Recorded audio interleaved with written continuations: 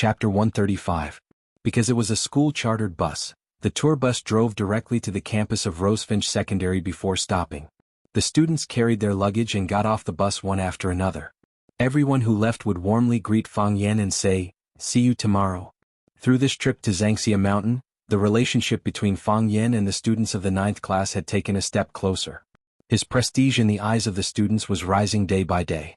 Zheng Guodong carried his bag and got off the bus. He glanced at Fang Yan and left with a complicated expression. Li Yang and Qin Tao walked to Fang Yan. Li Yang said, "Mr. Fang? Thank you."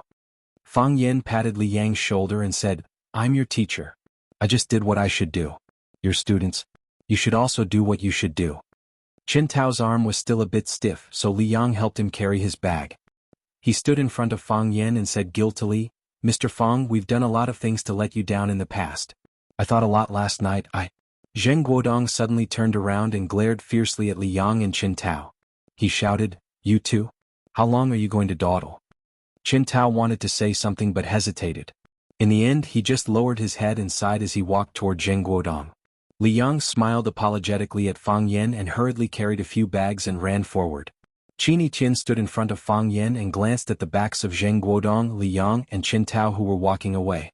He said in a flat tone, "It seems that the effect of buying people's hearts is not bad. Someone is ready to surrender?" Fang Yan looked at Qin Qian in surprise and said, "What do you know?" "I know I should know." Qin Qian waved at Fang Yan and casually walked out of the school with his hands in the pockets of his hoodie. Tang Qing waved his hand at Fang Yan and quickly caught up with Qin Qian in front of him, saying, "Qin Qian, let me take you home." "No need. I can protect you." "I don't need protection. I can talk to you." "I don't like talking." "It's your right to refuse, but it's my right to accompany and protect you." Tang Qing insisted that he would send Qin Qian home even if he had to die. "You can't stop me from exercising my rights." Qin Qian stopped. He looked at Tang Qing and said, "You have indeed become very shameless." Tang Qing blushed and said embarrassedly, I'm learning from Mr. Fang." Fang Yan doesn't blush when he says this. Qin Qian looked at Fang Yan from a distance and said, "I'll continue to learn." Tang Qing looked like he was drunk and his face was even redder. His bashful look was really a very cute boy. "You are not him and don't learn from him," Qin Qian advised. She turned around and walked away saying, "If you want to accompany me, follow me." "Really?" Tang Qing was overjoyed. He followed Qin Qian happily and said, "How do you usually go home? Do we take the bus or take a taxi? The bus is too crowded and the weather is so hot. I'm afraid you won't be used to it. Let's take a taxi. It's more spacious and air-conditioned. Of course, if you like the bus, it doesn't matter. I can accompany you." Before he could finish his sentence, Tang Qing saw a majestic and unusually dazzling Rolls-Royce parked in front of the school gate. Seeing Qin Qian coming, the door of the passenger seat was pushed open. An old man in a black robe with a straight back took the initiative to open the door of the back seat and made a very respectful invitation gesture to Qin Qian. Qin Qian got into the back seat, and the door was closed with a bang. The old man in the black robe smiled at Tang Qing, then turned around and got into the driver's seat. The Rolls-Royce started and drove toward the bustling Mingguang Street. Tang Qing ran a few steps after the car and stopped helplessly. No matter how good his martial arts skills were, it was impossible for him to run faster than a four-wheeled luxury car. The autumn leaves were falling and the cool wind was bleak, blowing Tang Qing's hair and clothes. Standing alone in the middle of the road, Tang Qing's eyes were sad, and he looked like a poor child who was forgotten by the world. "Agreed." Tang Qing felt that his heart was tightly clenched by something, and it was faintly painful. "Agreed to let me take you home." Pa. Zheng Guodong's body lay heavily on the expensive leather sofa in the living room of the villa, and he shouted, "Give me a glass of orange juice."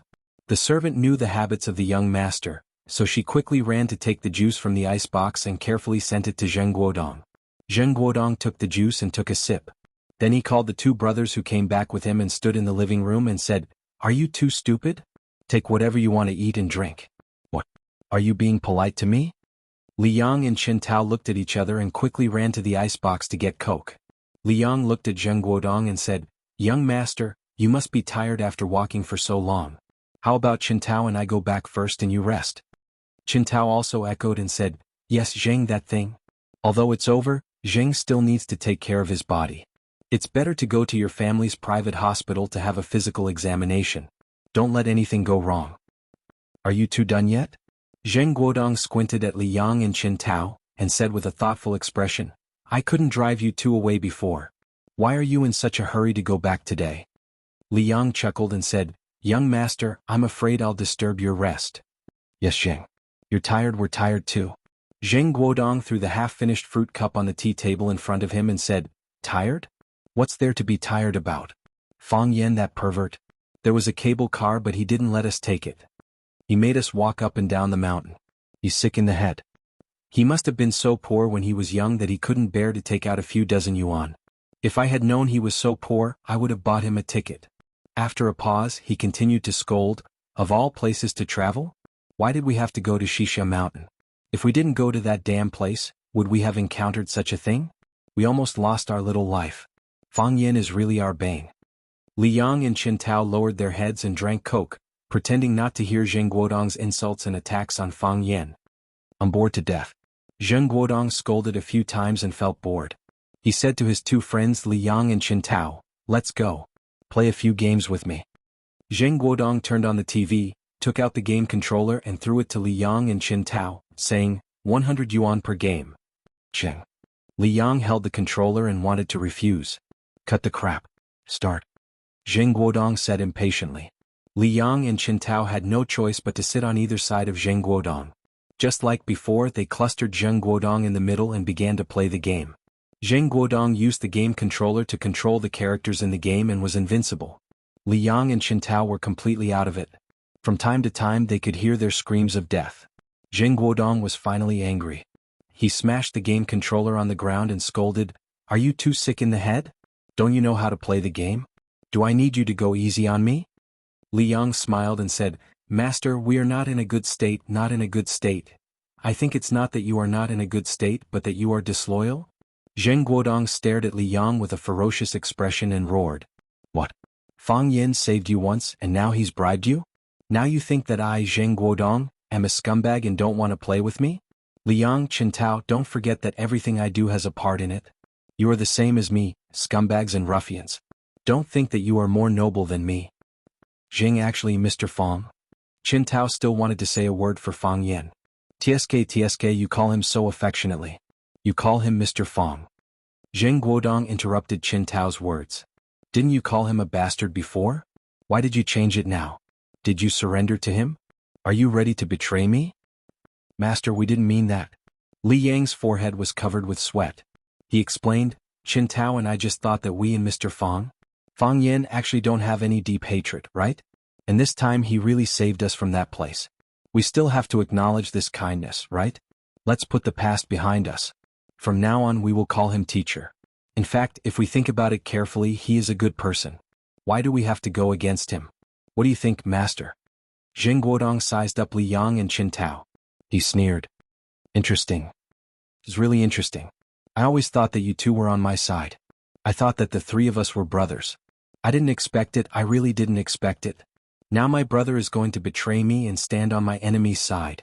Zheng Guodong's voice became vicious as he said, Li Yang, Qin Tao, since you don't treat me as a brother now, I'll tell you the truth.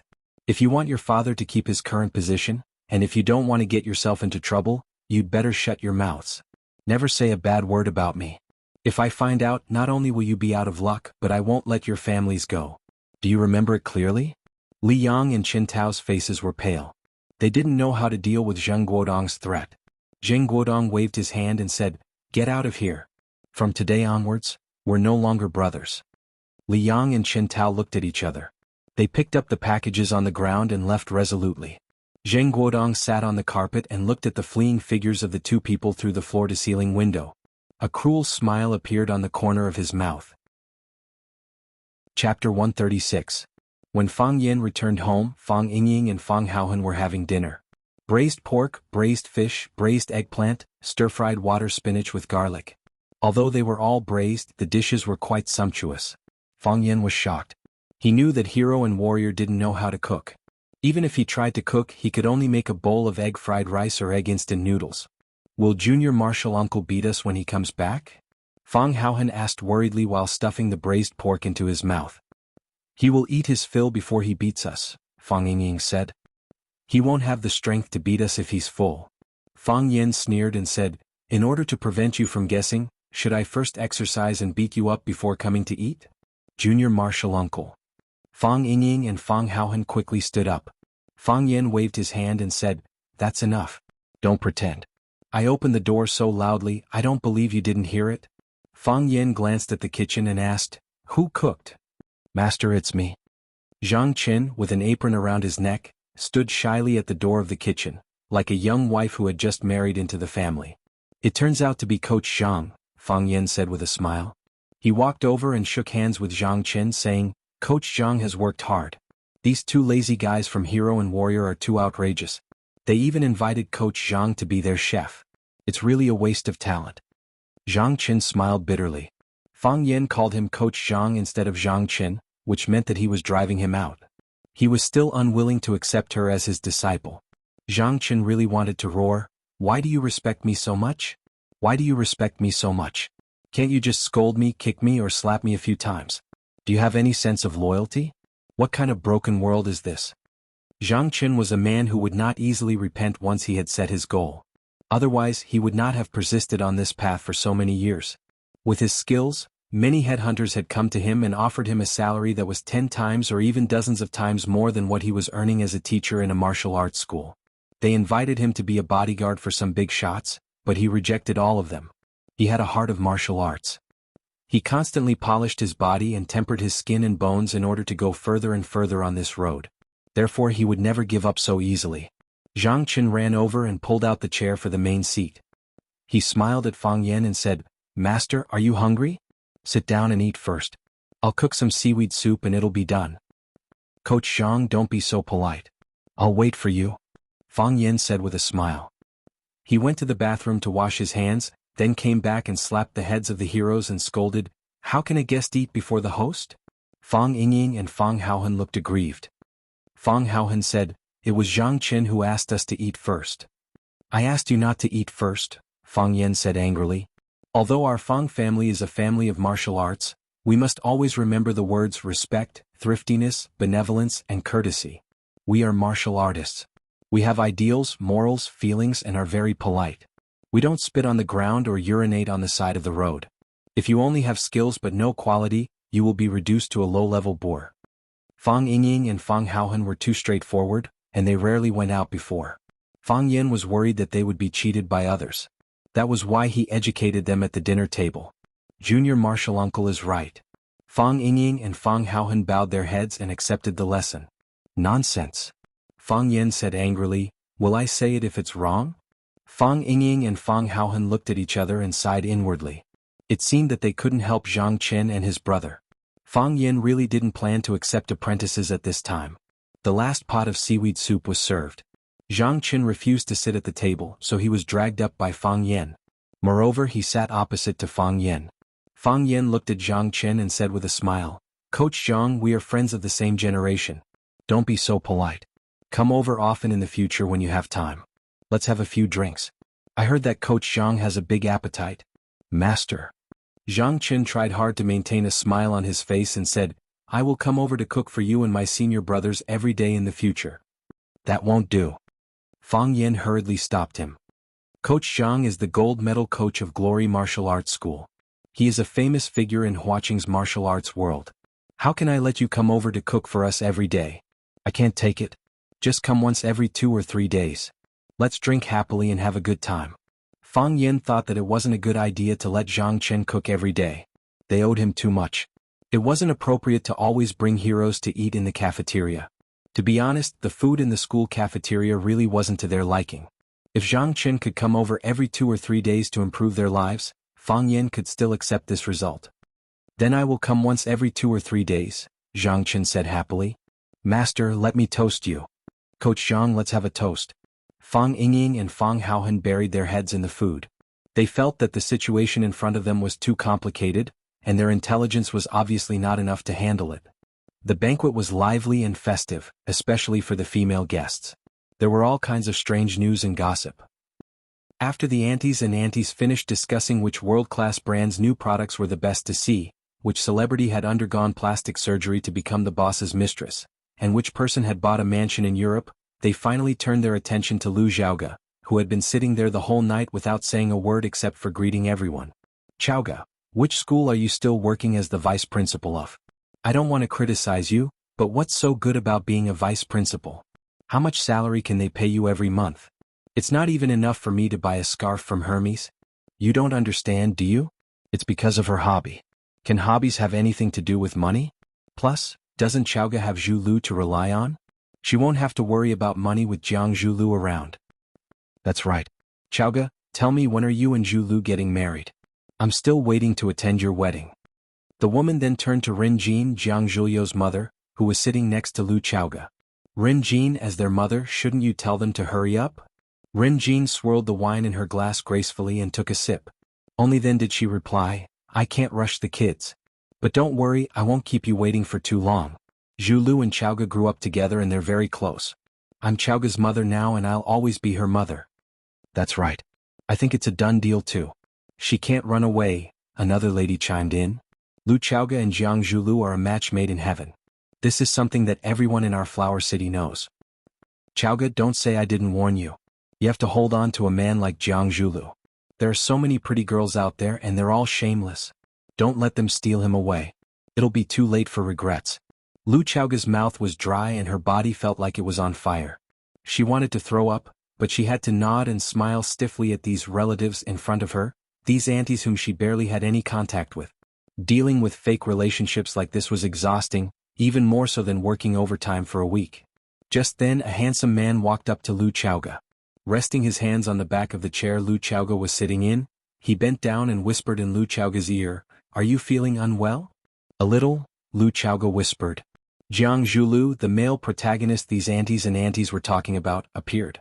Give me 30 seconds, Jiang Zhu Lu said with a smile. Looking up at the ladies, he smiled as gently as a spring breeze and said, Ladies, I know you're all in the mood, but I have to interrupt. Chowga's stomach felt a little unwell when she left home today, and I'd like to take her back to rest. How can we say no to that? Zhu Lu is such a considerate man. Chowga is so happy, go ahead. Time is precious for young people, unlike old people like us. Although Lu Chowga didn't like Jiang Zhuliu's public display of affection, she couldn't wait to get out of this place and breathe some fresh air. I'm sorry. I'm going back.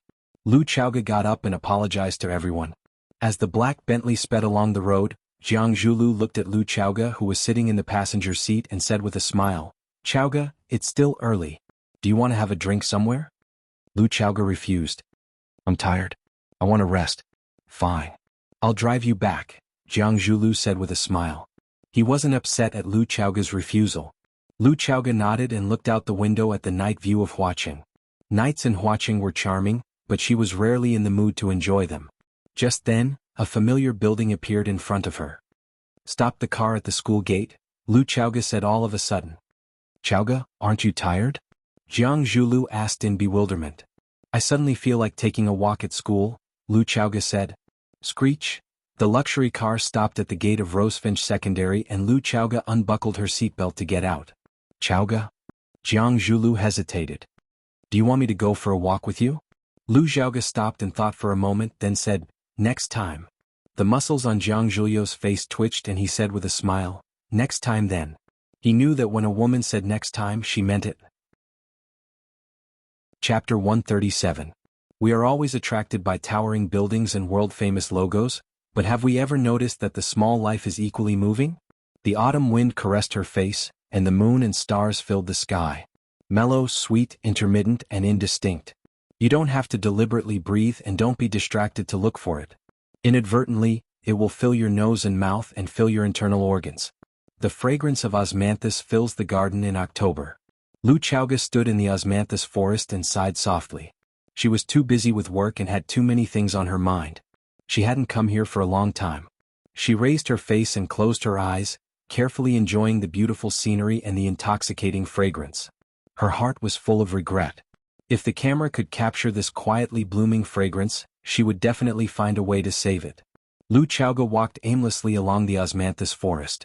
She didn't think about anything and there was no one to talk to.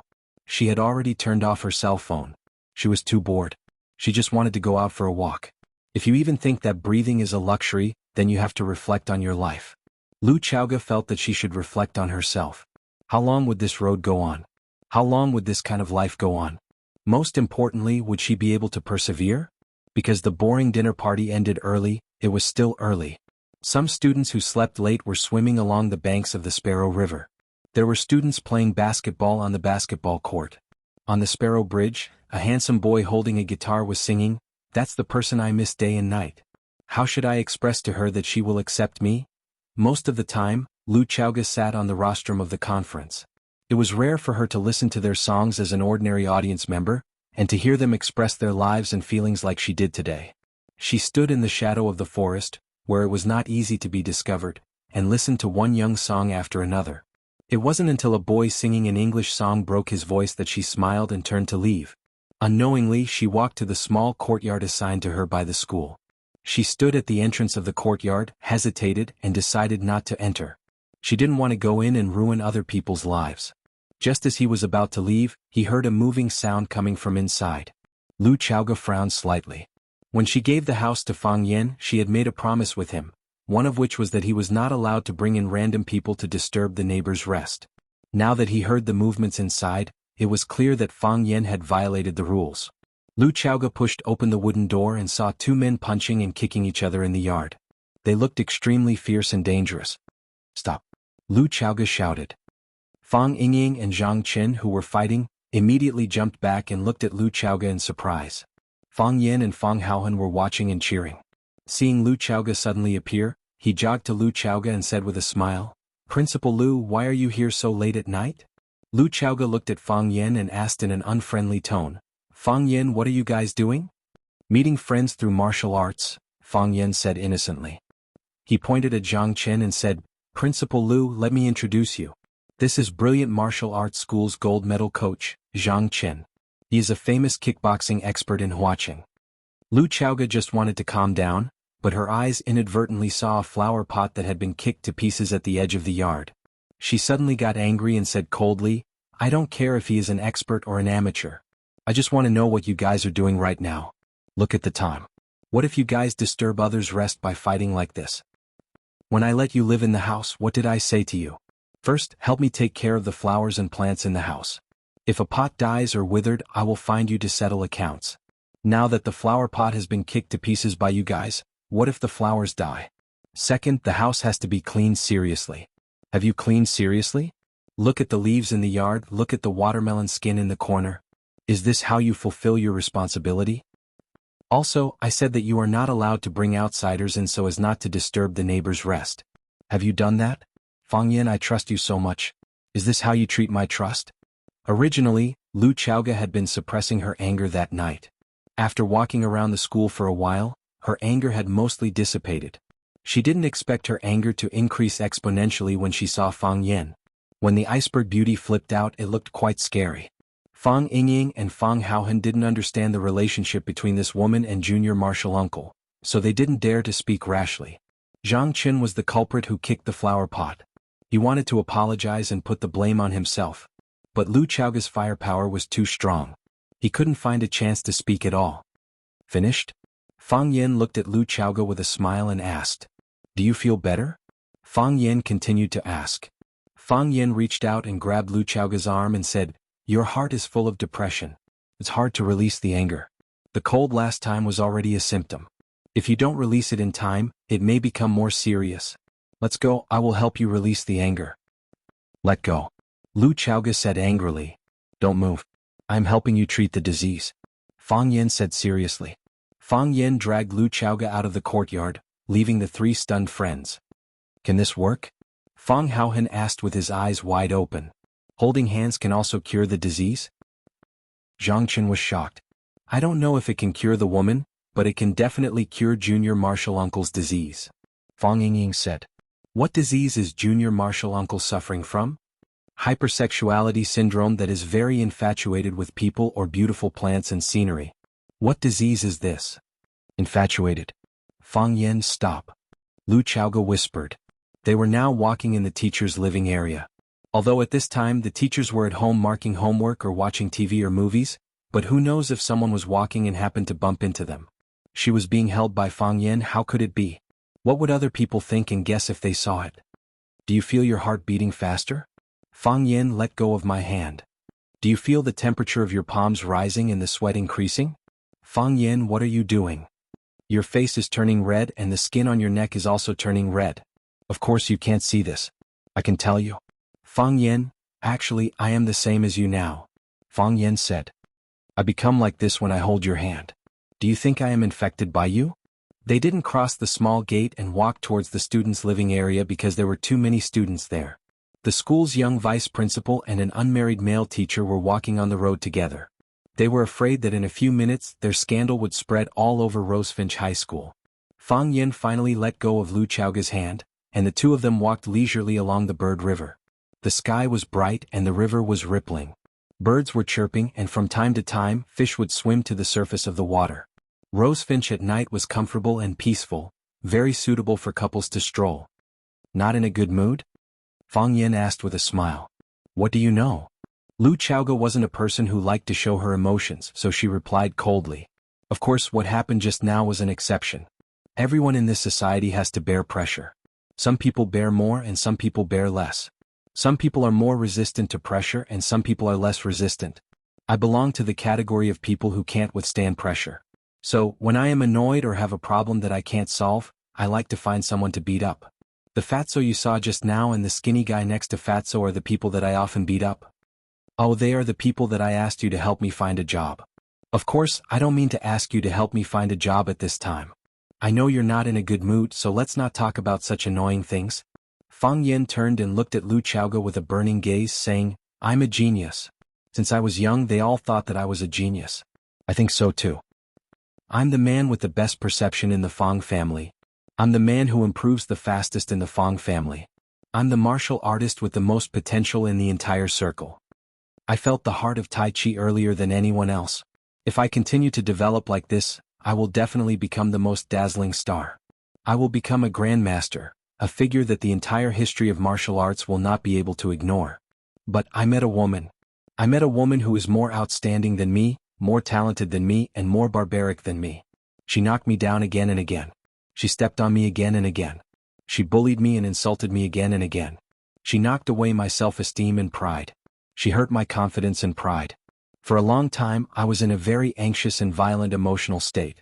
I was always thinking about how I could knock her down, how I could take revenge on her, how I could conquer her, and how I could return the humiliation that she inflicted on me back 1 by 1, 10 times, 100 times. What are you trying to say? Lu Chaoga crossed her arms in front of her chest and raised her eyebrows. If he wanted to comfort himself with his failure, this story was too simple and unconvincing, wasn't it? What I want to say is, those who bully my women will not have a good ending. Fang Yan said with a dark expression. So, don't run in front of me and yell at me for no reason. If you make me hold a grudge, I might think of a way to take revenge on you. Chapter 138. In the process of confrontation between men and women, it was always the woman who kept talking about revenge, and the man who pretended to be innocent. It was the first time that Lu Chaoga saw such a man shouting about revenge in front of a woman. She was amused by Fang Yan's straightforward threat. She wrapped her arms around her full breasts and stared at Fang Yan playfully. She asked, "What kind of revenge?" Fang Yan raised his head and thought for a moment. He said angrily, "Don't ask such an idiotic question. Do I have to tell you in advance how I'm going to retaliate? What if you're prepared?" Lu Chaoga had always thought that Fang Yan was a chatterbox, but this chatterbox was different from others. Other chatterboxes could easily arouse the desire of the audience around them to express themselves, and then they would talk in full swing. But the most amazing thing about Fang Yan was that he could fight with his words alone, and when he finished what he wanted to express, you would find that you didn't know how to continue. Such a person had a not very positive title at the party, the topic Terminator. Lu Chaoga lifted her feet and continued to walk forward. Fang Yan also hurried to her side and said with a smile, "Are you in a better mood now?" Lu Chaoga looked at Fang Yan sideways and her heart was slightly warm. She knew that Fang Yan deliberately used such a self-deprecating method to relax her nerves. In order to please a woman, this guy was willing to spend a lot of money. "Thank you," Lu Chaoga said. The depression that had accumulated in her heart for many years was completely stimulated by those gossips at the party. After such event, she really felt a lot more relaxed. This time she could go into battle lightly again. The great hatred had not been avenged and the war would not stop. "If you don't mind, can you tell me what happened?" Fang Yan said with a smile. "You're too nervous. Perhaps you haven't noticed it, but whenever I see you, your nerves are always tense, and your eyes and body are always in a state of vigilance. For such an outstanding and confident woman like you, what are you afraid of? I know why you like to arrange flowers. Only at that time can you relax a little and let your tired body get a moment of rest, right? I saw your handwritten banner in your office. You wrote the word meditation. There's a problem with these two words. Lu Chaoga's expression changed slightly. She had always thought that her disguise was very comprehensive, but she did not expect that Fang Yan's eyes were full of flaws. There's nothing wrong with those two words. Fang Yan shook his head with a smile. It's because this word is too normal. That's why there's a problem. How much pressure are you under?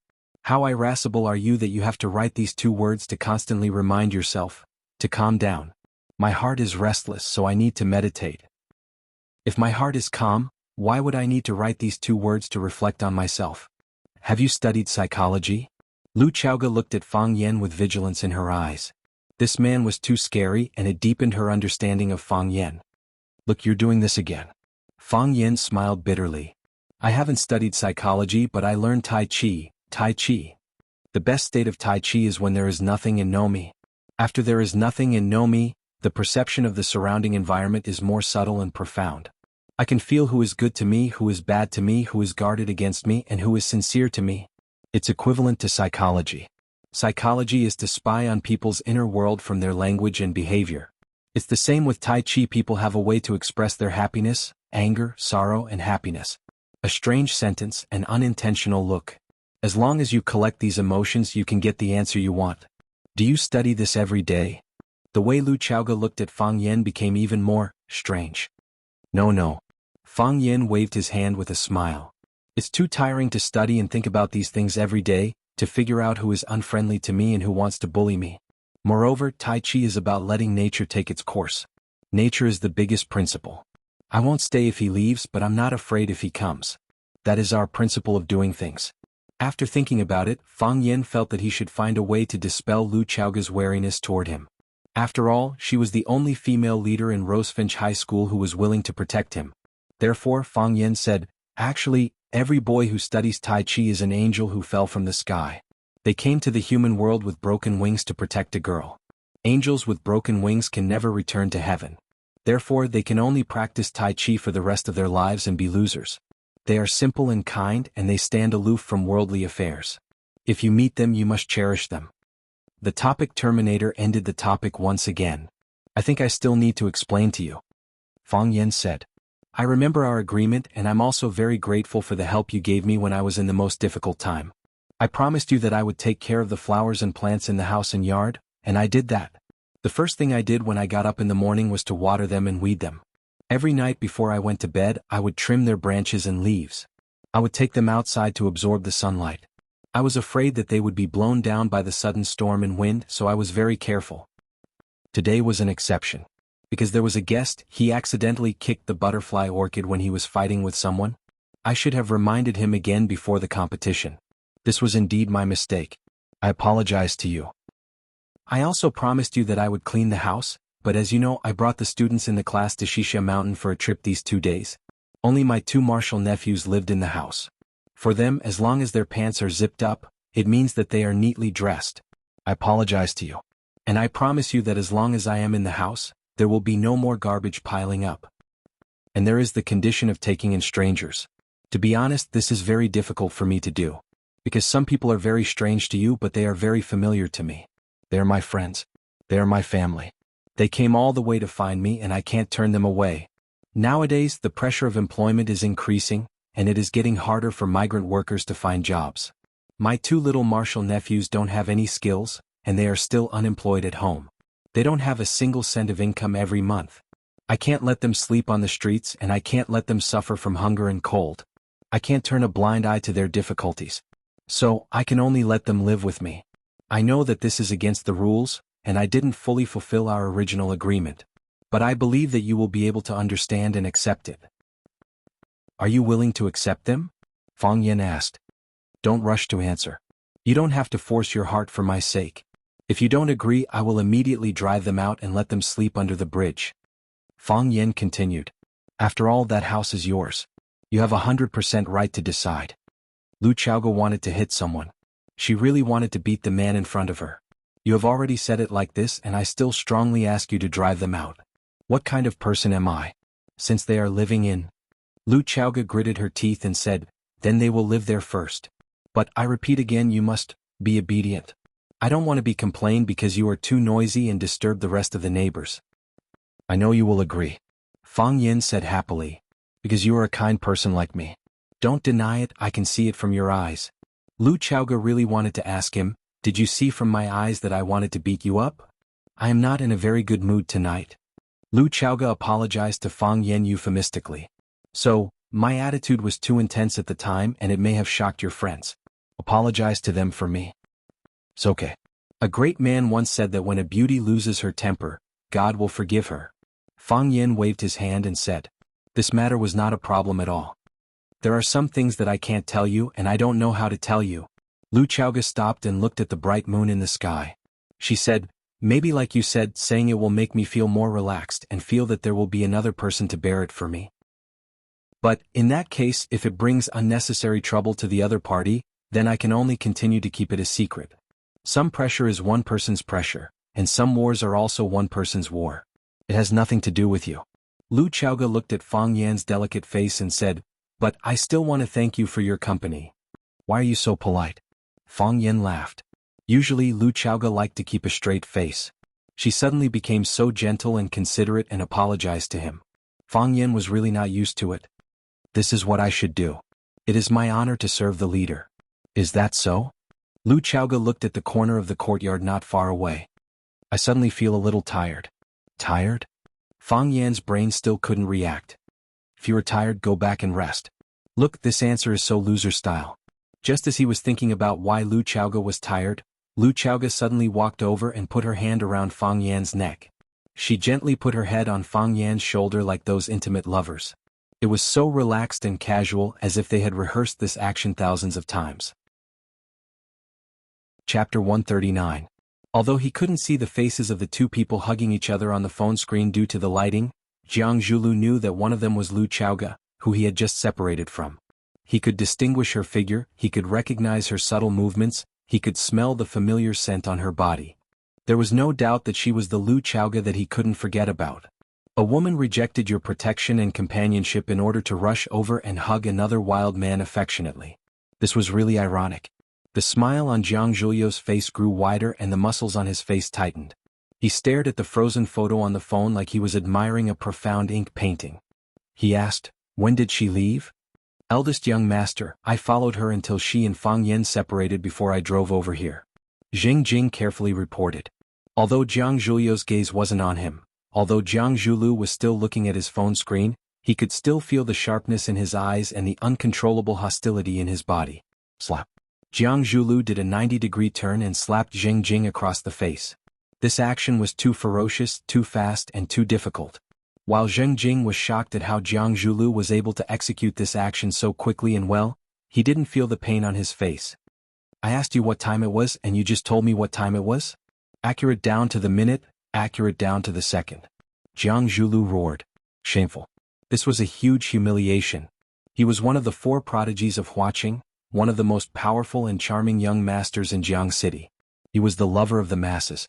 As long as he appeared, countless socialites and noble ladies would flock to him and boldly recommend themselves to sleep with him. But was this how Lu Chaoga treated him? Knowing that she didn't like to socialize, he walked over to protect her and rescued her. He wanted to take her to the bar for a drink, but she said she was tired and wanted to take a walk at school. He offered to accompany her for a walk, but she said next time and rejected his good intentions. Beitai. Jiang Zhulu felt that these 2 shining words must have been engraved on his forehead. That was because he felt that what he had encountered was 90% similar to the characteristics of the spare tires on the internet. The difference was that those spare tires acted out the story of a loser losing to a tall, rich and handsome man, while he was a tall, rich and handsome man losing to a poor loser. Thinking of this, Jiang Zhulu did not rejoice at all. Instead, he felt even more sorrowful. Is it because women don't love money or because I'm too much of a failure? He began to think about this incomparably tangled and painful question. Young Master Jiang? She left at around 10:35 p.m., Zheng Jing quickly answered. Jiang Zhulu thought about it. When he sent her in, it was 9:15. In other words, the two of them had been alone together for more than an hour. Anything could be done in just over an hour. Gotcha. A crisp sound was heard. Jing Jing covered his face out of habit. When he realized that the sound wasn't from Jiang Zhulu slapping him, but from his phone being smashed against the wall by Jiang Zhulu, he inexplicably felt gratified and grateful to Jiang Zhulu. Young Master Jiang is still very benevolent. Jing Jing secretly put down his hand that was covering his face and thought in his heart. Jiang Zhulu stood up and paced back and forth in the luxuriously decorated villa's living room. Fang Yan. Jiang Zhulu sneered. How dare he snatch my woman away from me? He's courting death by eating arsenic. Young Master Jiang, just tell me what you need. Jing Jing will do anything for you. Jing Jing quickly stood up to express his loyalty. Then go kill Fang Yan. Jiang Zhulu said with a smile. Jing Jing's expression froze as he looked at Jiang Zhulu in horror. Jiang Zhulu laughed and patted Jing Jing's shoulder. I'm just kidding. We are law-abiding people. How could we do such an illegal thing? Yes, that's right. Jing Jing felt his forehead covered in sweat again. Jing is a smart person. He definitely wouldn't do such a stupid thing. The smile on Jiang Zhulio's face instantly disappeared as he said in a cold voice, What? Is it stupid to want him to disappear? Not really. I mean, Jing Jing was about to cry. I'm stupid. Don't play with me like this, okay? Jiang Zhulu sighed softly and said, If he suddenly gets into a car accident, I'll be very happy.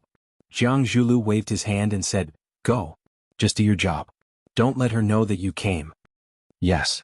Jing Jing bowed and agreed. Of course, with her intelligence, I'm afraid she already knows.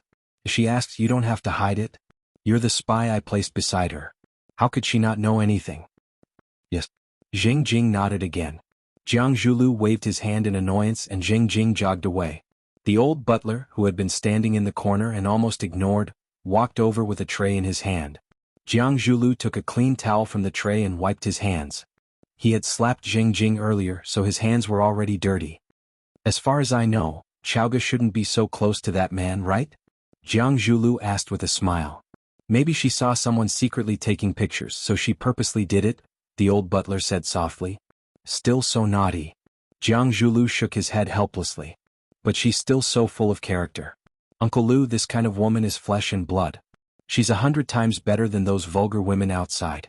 Isn't that right? The old butler paused and said, A woman willing to put her head on a man's shoulder even if she's acting. That's still quite dangerous. Jiang Zhulu couldn't laugh anymore and said, Looks like we have to hurry up with our plan. I'll supervise, the old butler said. But, young master, I don't think you should waste too much time on a woman. Is that so? Jiang Zhulio's lips curled into a mocking smile. It's about love and dignity. How can you just define her as a woman?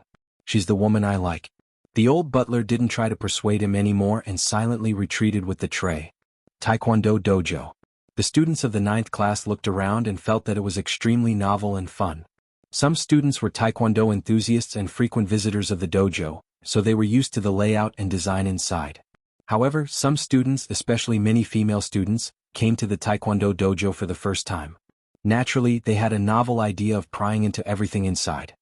It's so strange. Why did Mr. Fang ask us to gather here? Are we going to learn a new text today? Which text do you think we're going to learn today? Who wants to bet with me? Huang Haoran, why hasn't Mr. Fang come yet? Is it possible that he hasn't woken up yet? Hurry up and call him. We're all anxious, waiting for him to come and reveal the mystery. In the past, the students would expect the teacher to come a little late, or the teacher couldn't come because he was not feeling well or had something to do at home. If a teacher suddenly asked for leave because of diarrhea and let the students study by themselves, the students would be so excited that they wanted to tear down the table. However, after Fang Yan came, this habit suddenly changed. If the teacher didn't come, the students would be anxious. If the teacher came late, the students would be even more anxious. If the teacher didn't come, they would tear down the table. Every language class was a journey of knowledge and a journey of the soul for them. Attending a Chinese class was equivalent to going on a trip to a beautiful place. Until now, they were excited when they thought of Farewell to Cambridge Again and Rainy Alley. When they heard students from other classes or other schools talking about it, they would raise their necks proudly and say in a calm voice, as if it was nothing in their eyes. They would say, Humph, you're talking about our class. They really looked forward to Fang Yan bringing them more surprises. They were looking forward to Fang Yan creating more miracles for them every day. After all, Fang Yen was their most respected and favorite legendary teacher, in their hearts. Of course, they didn't know if they would still think so after understanding the many stains in Fang Yan's life. Because he had gained Fang Yan's full trust, Huang Haoran's status as the representative of the Chinese class also rose with the tide. If there was anything that needed to be communicated with Fang Yen, he would be the one to report to Fang Yen.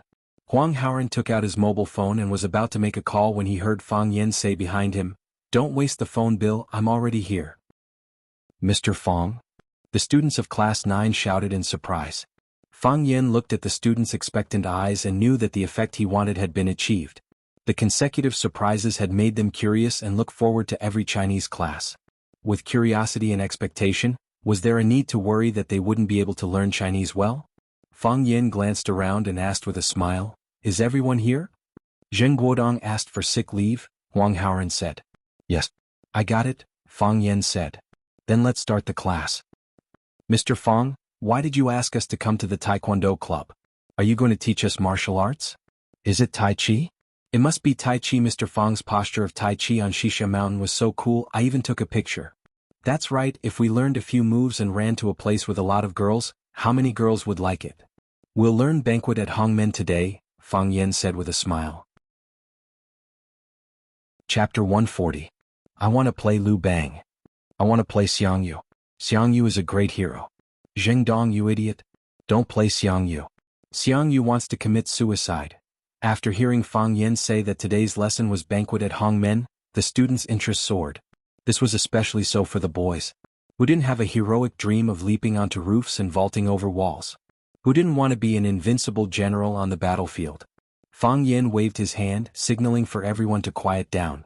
After waiting for everyone to fall silent, he said, "Previously, I let everyone preview this text. Now, everyone should have some understanding of the background story of banquet at Hongmen, right? We'll use the same method we used before to teach the lesson. There are a few important characters in this lesson that need to be played by students. The first one is Xiang Yu. Who will play this role?" "Tangqing." A girl jumped out and said. It seemed that she was a hardcore supporter of Rosefinch. "Why Tangqing?" Fang Yen asked with a smile. "Because Tangqing is handsome. Xiang Yu is also handsome." The girl said without hiding it. If it were another teacher they would never say something like this. However, because Fang Yen was Fang Yen, and because Fang Yen could understand and tolerate them easily, they were so frank and direct. Fang Yen nodded with a smile and said, "Okay. Then Tangqing will play the role of Xiang Yu, the first teacher of Class 9. The other students will also have a chance."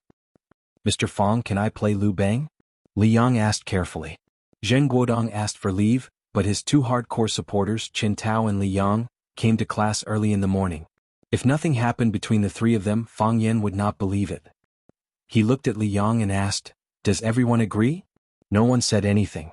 Disgust prevented them from saying yes and fear prevented them from saying no. Li Yang's face turned red. He looked at the students of Class 9 and said, "I know everyone doesn't like me. I also know. I know that we have indeed done a lot of things to make everyone hate us. I will correct it. I will definitely correct it. Please supervise me. I want to play the role of Liu Bang. I will definitely do my best.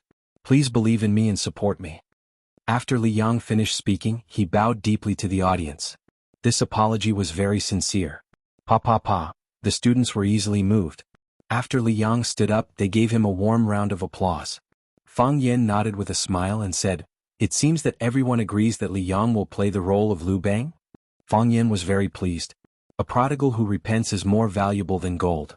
To be able to turn a bad student into a good person, this is the wish of every teacher. He knew that another student had fallen for his black trousers. "Agreed." The students shouted in unison. Fang Yen smiled and then asked for everyone's opinion. He chose Zhang Liang, Fan Kuai, Fan Zheng and several other main roles.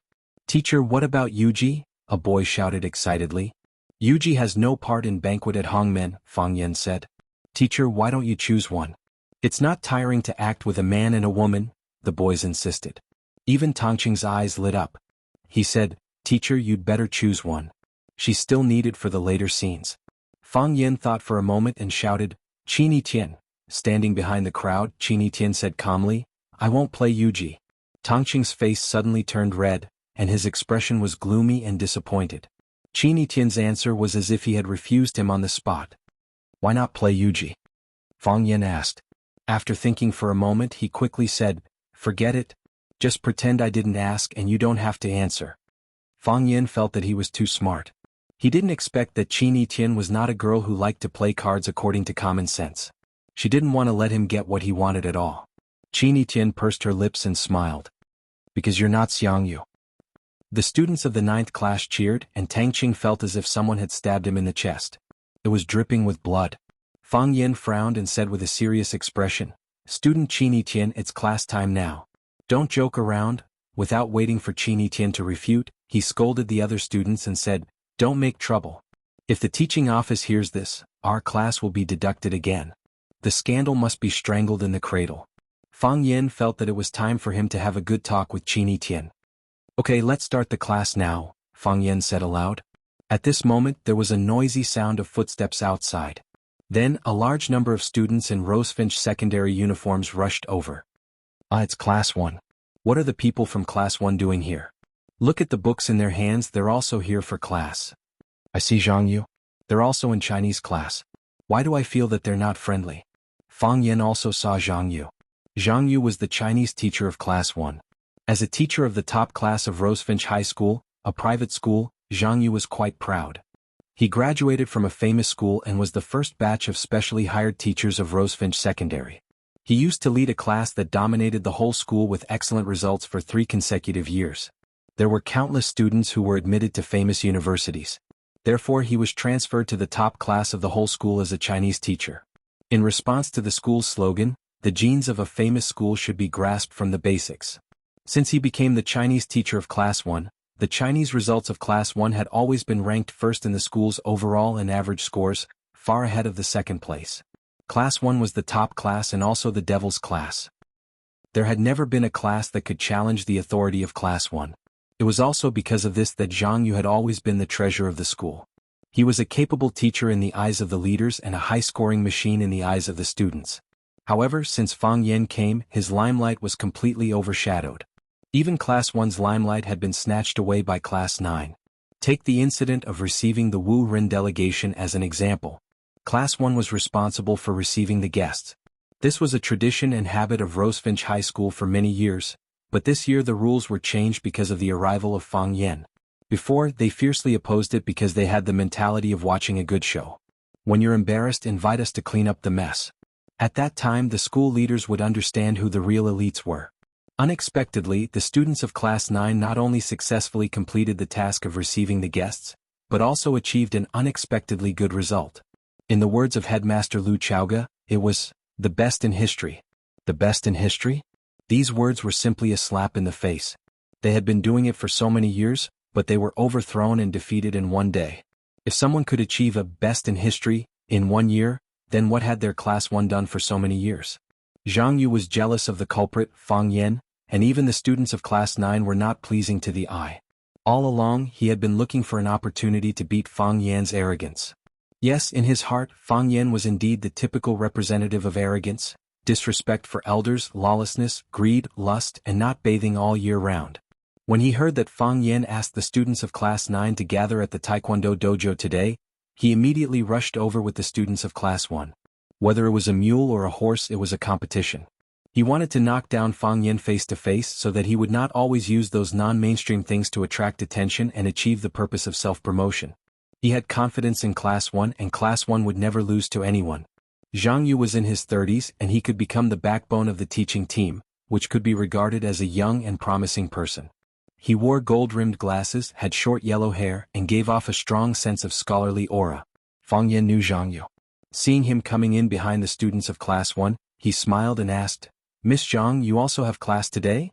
Xiangyu glanced at Fang Yan and said with a blank expression, "If I don't have class, will I run around with the students? I'm not as daring as some people who do whatever they want." "Aha, I guess the person Miss Zhang is talking about must be me, right?" Fang Yan said without modesty. "Whoever says it will understand." Xiangyu also smiled. But it was a sneer. He really didn't hide his disgust for Fang Yan. Fang Yan pointed at the students of Class 1 and asked, "Miss Zhang also has class here?" "Yes," Xiangyu said with absolute certainty. "You also learned banquet at Hongmen?" "I happened to learn this article," Xiangyu said. He pretended to be surprised and looked at Fang Yan and asked, "Mr. Fang, are you also going to take the students to learn this article?" "Yes, we are going to learn this article," Fang Yan said. "Then we really came at the right time," Zhang Yu said. "It's really a coincidence," Fang Yan said. "Miss Zhang came at the right time. It's really great." "It's great?" Zhang Yu was puzzled. "What is this guy talking about? Doesn't he know why I came here?" "Miss Zhang, if you didn't come, I was still worried about how to teach this banquet at Hongmen, well, so that everyone will have a deeper understanding of these 3 words. Now this problem is solved." Fang Yan grinned and said to the students of Class 9 loudly, "Students, everyone should feel it. This is the real banquet at Hongmen. Time passes, the heroes and artifacts in the book are too far away from us. But as long as we have a pair of eyes that are good at discovering and a mind that is good at thinking, we will know that the truth has always been in front of us." What does he think he is? As a tool to understand the text?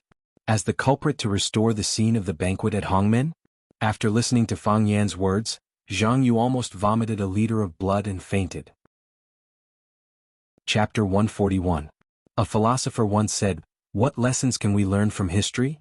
The only lesson we can learn from history is that we can't learn any lesson from history." Fang Yan used this as a pretext to continue educating his students. Why did Xiang Yu commit suicide at the Wu River? How could a man like Liu Bang defeat the overlord and seize the world? The banquet at Hongmen was a key turning point. Let's think about it. If Xiang Yu had chosen to kill Liu Bang instead of being merciful, would fate have been reversed? Would history have been rewritten? Would the people standing here today still be the people standing here today? Fang Yan looked at Zhang Yu and said, "Miss Zhang, since you also want to lead the students to learn the chapter of the banquet at Hongmen, why don't we discuss? If you were Xiang Yu, would you choose to kill Liu Bang at the banquet at Hongmen?" "Of course," Zhang Yu said grumpily. "Only an idiot wouldn't kill him." Anyone with common sense in history knew that if Xiang Yu had killed Liu Bang at the banquet at Hongmen, then with Xiang Yu's strength and reputation, it would have been the Xiang family who conquered the Qin dynasty. It was a pity, and a pity. Fang Yan looked at Zhang Yu thoughtfully and said, "I think so too." "What kind of look is that? What kind of look is that? Does he think I am Xiang Yu?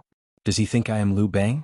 Fang Yan frowned and said, "Miss Zhang, as teachers, you and I should set an example and pass on the truth, kindness and beauty in our hearts to our students, so that they can learn knowledge and skills and also be moral and cultured people.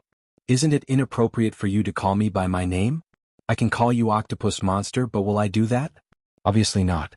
I am cultured, so I will only call you Miss Zhang." "Fang Yan, you have gone too far." Zhang Yu was really mad. In the past, he had only heard that Fang Yan had a vicious mouth and an eccentric personality.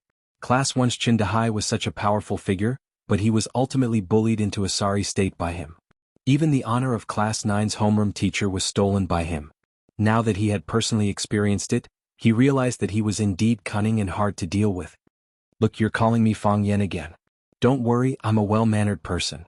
No matter what, I won't call you Octopus Monster." Fang Yan said with a smile. "Miss Zhang, I just don't understand. I'm just putting forward some requests and suggestions from a fellow practitioner. I hope that we, as teachers, can pass on our positive side to our students, pass on our true, kind, and beautiful side. Is there anything wrong with this? How did I bully others? Ask everyone, how did I bully anyone?" Whether it was the students of Class 1 or Class 9, everyone felt that Fang Yan was bullying them. However, it was really difficult for them to explain how Fang Yan bullied people, because everything that Fang Yan said was correct. Even if you bring the lawsuit to the school's leaders, you can't find any fault. Although there were many leaders behind Zhang Yu who appreciated him, Fang Yan also had the strong support of Liu Chaoga. When the 2 tigers fought, Zhang Yu really couldn't guarantee that he would win. Zhang Yu became calm after his anger. He knew that his current situation was very dangerous. He had completely entered the atmosphere and rhythm created by Fang Yan. He was vilifying himself and turning into a madman without wisdom and quality. He couldn't do this. The war hasn't really started yet. "Mr. Fang?" Shouting these 3 words, Zhang Yu's stomach twitched. "Do you know how many virtues there are?" As soon as Zhang Yu asked this question, Fang Yan knew his little calculation in his heart. This idiot really didn't have any experience in fighting. "I don't know which virtues it is exactly, but I know that the first virtue is the virtue of speaking." "I don't understand. I was just trying to persuade Miss Zhang to be positive and be a good example to the students. How did it become bullying? Miss Zhang slandered a good person like this. Isn't this not having the virtue of speaking? Fang Yin asked with a puzzled face. Zhang Yu really wanted to vomit blood this time. It shouldn't be like this. It shouldn't be like this. The plot should be like this. After he asked this difficult question, either Fang Yin answered that he didn't know, then it would be the glorious moment for him to show his profound knowledge and improve his self-pretentiousness. Even if Fang Yin answered, it didn't matter. He could use this as a pretext to say that Fang Yin had a vicious heart and a cheap mouth. How could such a character quality be a good example to others?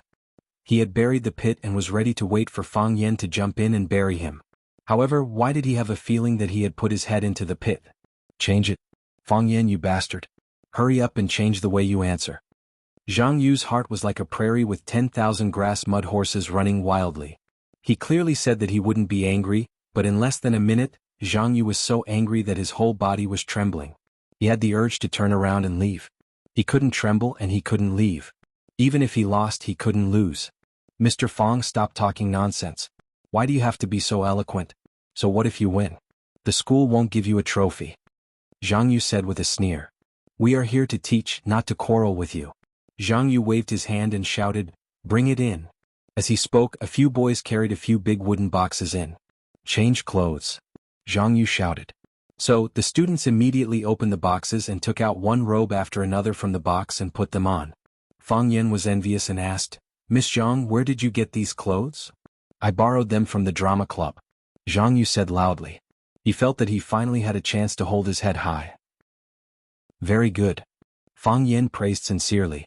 I didn't think of borrowing clothes from the drama club. Zhang Yu sneered and said, not everyone can borrow them. That's true. Fang Yin nodded. I heard that the drama club's clothes are very precious. It's very difficult for ordinary people to borrow them. Miss Zhang is the one who has the face.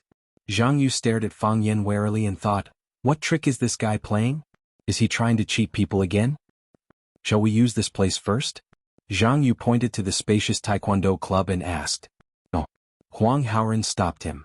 We came here first. Why should you use it first? Exactly.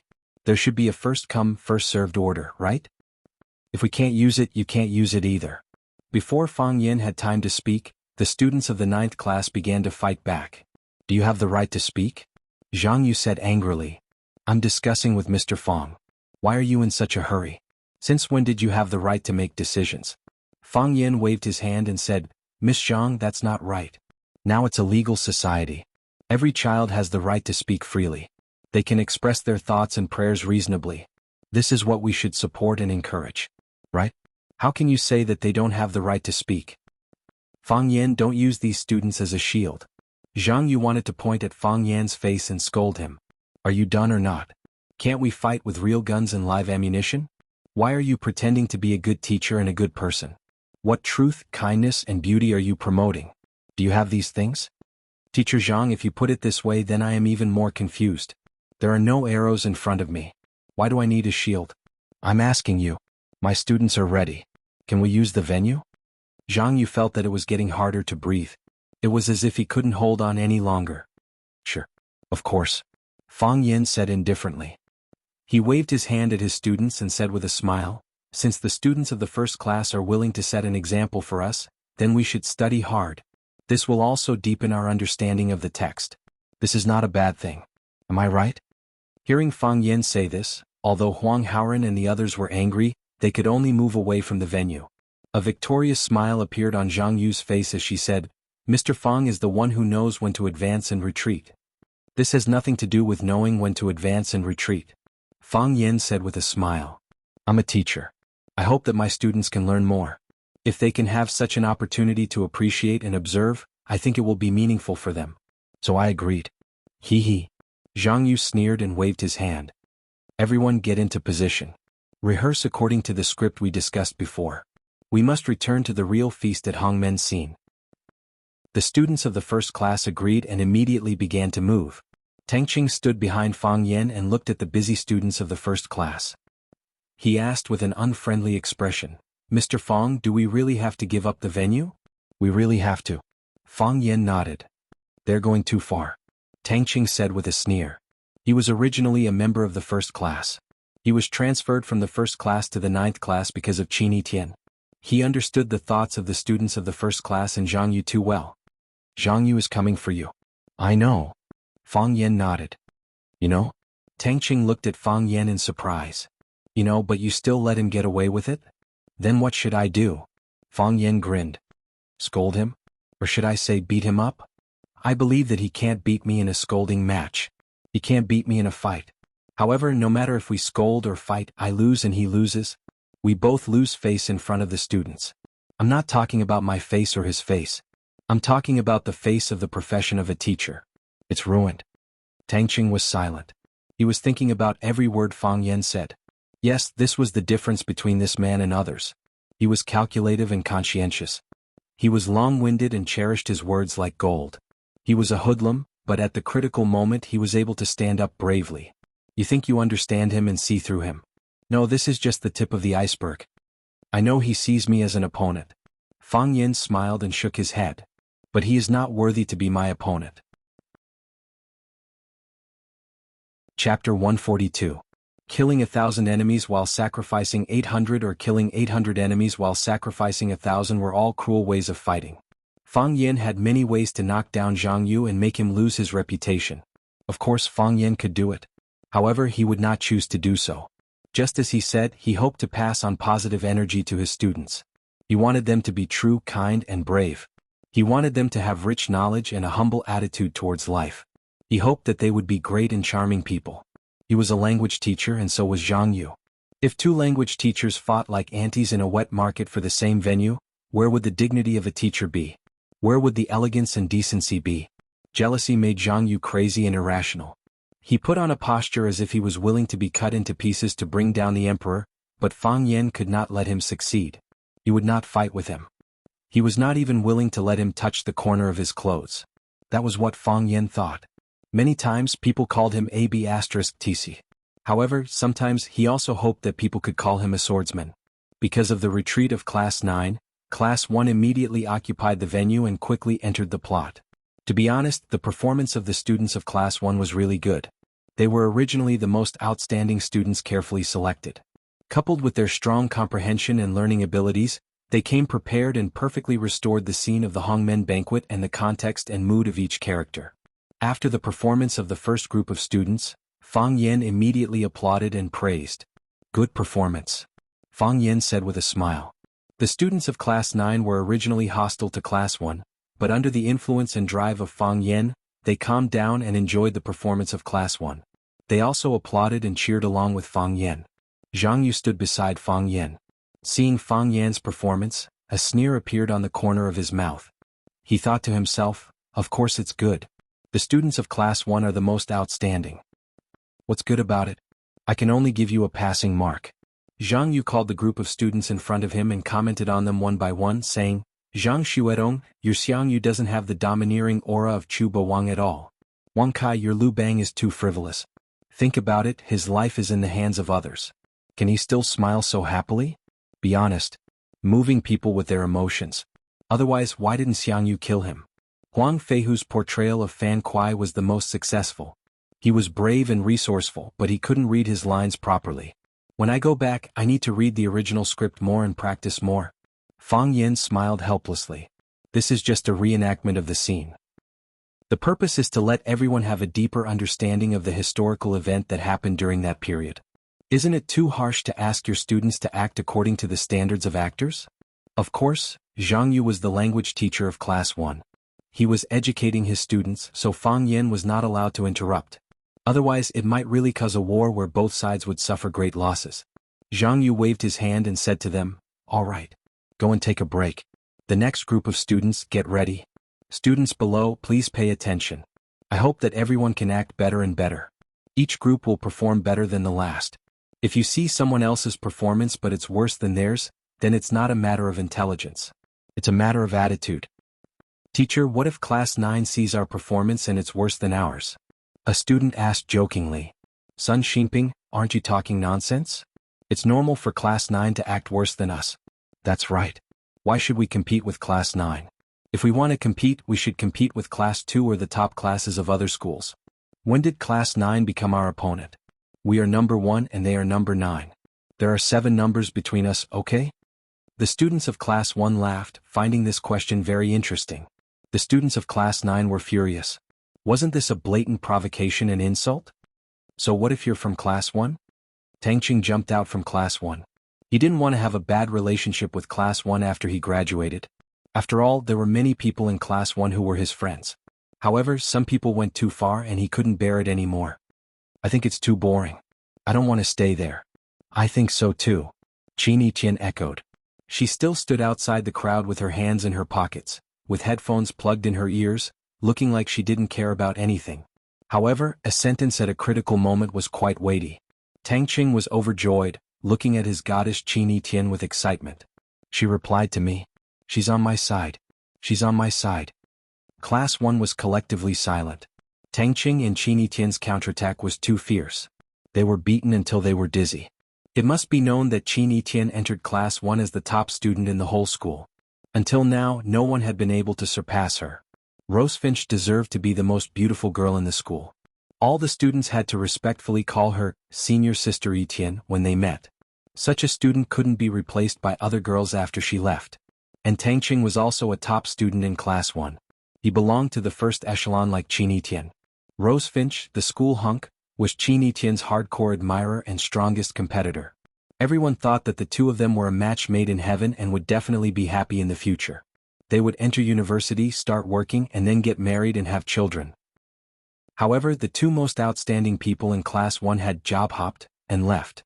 And they went to Class 9, which they completely looked down upon. Zhang Yu's expression was also extremely ugly. He hated Fang Yen. He hated Fang Yen for stealing his limelight. He hated Class 9 for taking away the honor of Class 1. He also hated Fang Yen for poaching away his two favorite students, Qin Tian and Tangqing. Now that Qin Tian and Tangqing stood out to support Class 9, his heart felt as if it was being pricked by needles. He waved his hand forcibly suppressing the anger in his stomach, and said to Sun Xinping, who asked the question, "I'm talking about Class 1. We are only competing with Class 1 students. What does it have to do with us whether others act well or not? You can't even recognize who your opponent is. What's wrong with your head?" Sun Xinping smiled awkwardly and said, "Teacher, I was just joking." These people were constantly making insinuations and sarcastic attacks, which made Fang Yan's heart very uncomfortable. Their words were all belittling Class 9. They didn't put the students of Class 9 in their eyes at all. This made Fang Yan particularly angry. Why did they feel so good about themselves? Did they think that their students were superior to others? If someone said that their children weren't good-looking, perhaps all parents would find it hard to accept, right? Fang Yan walked in front of Zhang Yu and asked, "Miss Zhang, do you practice Tai Chi?" "I don't." "Do you learn Kung Fu?" "I don't." "Do you exercise?" Zhang Yu impatiently looked at Fang Yan and said, "What do you want to say?" "I really want to beat you up in the name of sparring," Fang Yan said. "Unfortunately, your defense is too good. You didn't give me a chance at all."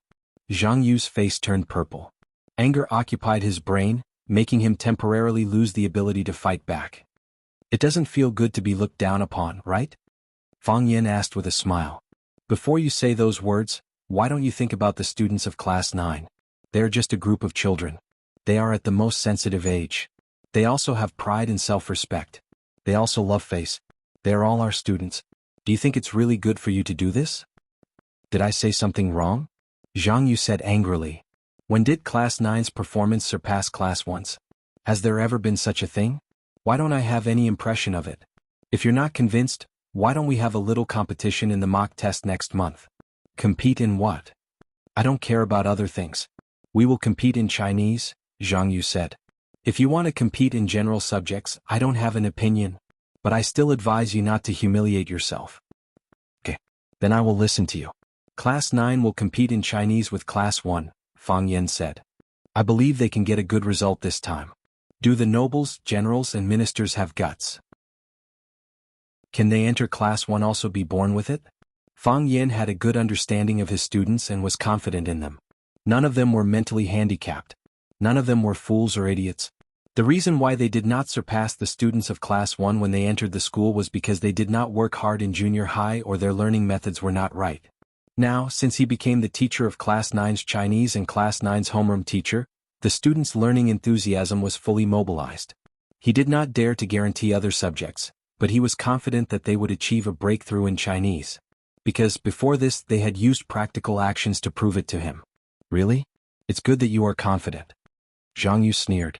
The loser has to apologize to the winner on the school radio station and read an apology written by the winner. Do you dare to accept my bet? I dare, but I am not good at writing. I am afraid that I can't write an apology, Fang Yan said in distress. You don't have to write it. Just wait for the script to be read. Zhang Yu said with a face full of sarcasm. I knew Miss Zhang would not make things difficult for me. Fang Yan grinned. He patted Zhang Yu's shoulder hard and said as if he was doing it for his own good. The teacher often has to sit and grade homework, the work pressure is great, and the sub-health is getting worse. Miss Zhang, let me teach you Tai Chi? Zhang Yu thought, do you think I am stupid? Do you want to use me as Tai Chi? Chapter 143. When Lu Chaoge came downstairs, the servants had already prepared breakfast in the dining room. Jiang Zhulu sat at the dining table and read the newspaper. When he saw Lu Chaoge come downstairs, he closed the newspaper and said, I was still thinking about who would be the first to come downstairs to have breakfast with me. I really don't have much of an appetite facing this table of food alone. Lu Chaoge pulled out the chair opposite Jiang Zhulu and sat down. She asked, Where's Uncle and Auntie? My dad has to entertain his old friends at home today.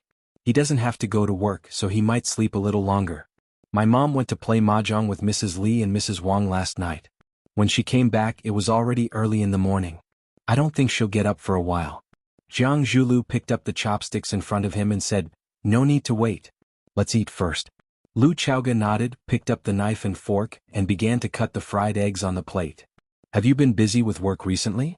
Jiang Zhulu asked while stuffing fresh broccoli into his mouth. It's been all right. Lu Chaoge said expressionlessly. Have you sorted out the relationship between the schools? If there are any difficulties, I'll go find Jing Chancheng for a cup of coffee. I think he'll give me some face. Jiang Zhulu said with a smile. His smile was gentle and full of confidence. Perhaps it was an insurmountable gap for many people, but it was a simple problem that could be solved with a phone call and a cup of coffee for people like them. No need. Lu Chaoge directly refused.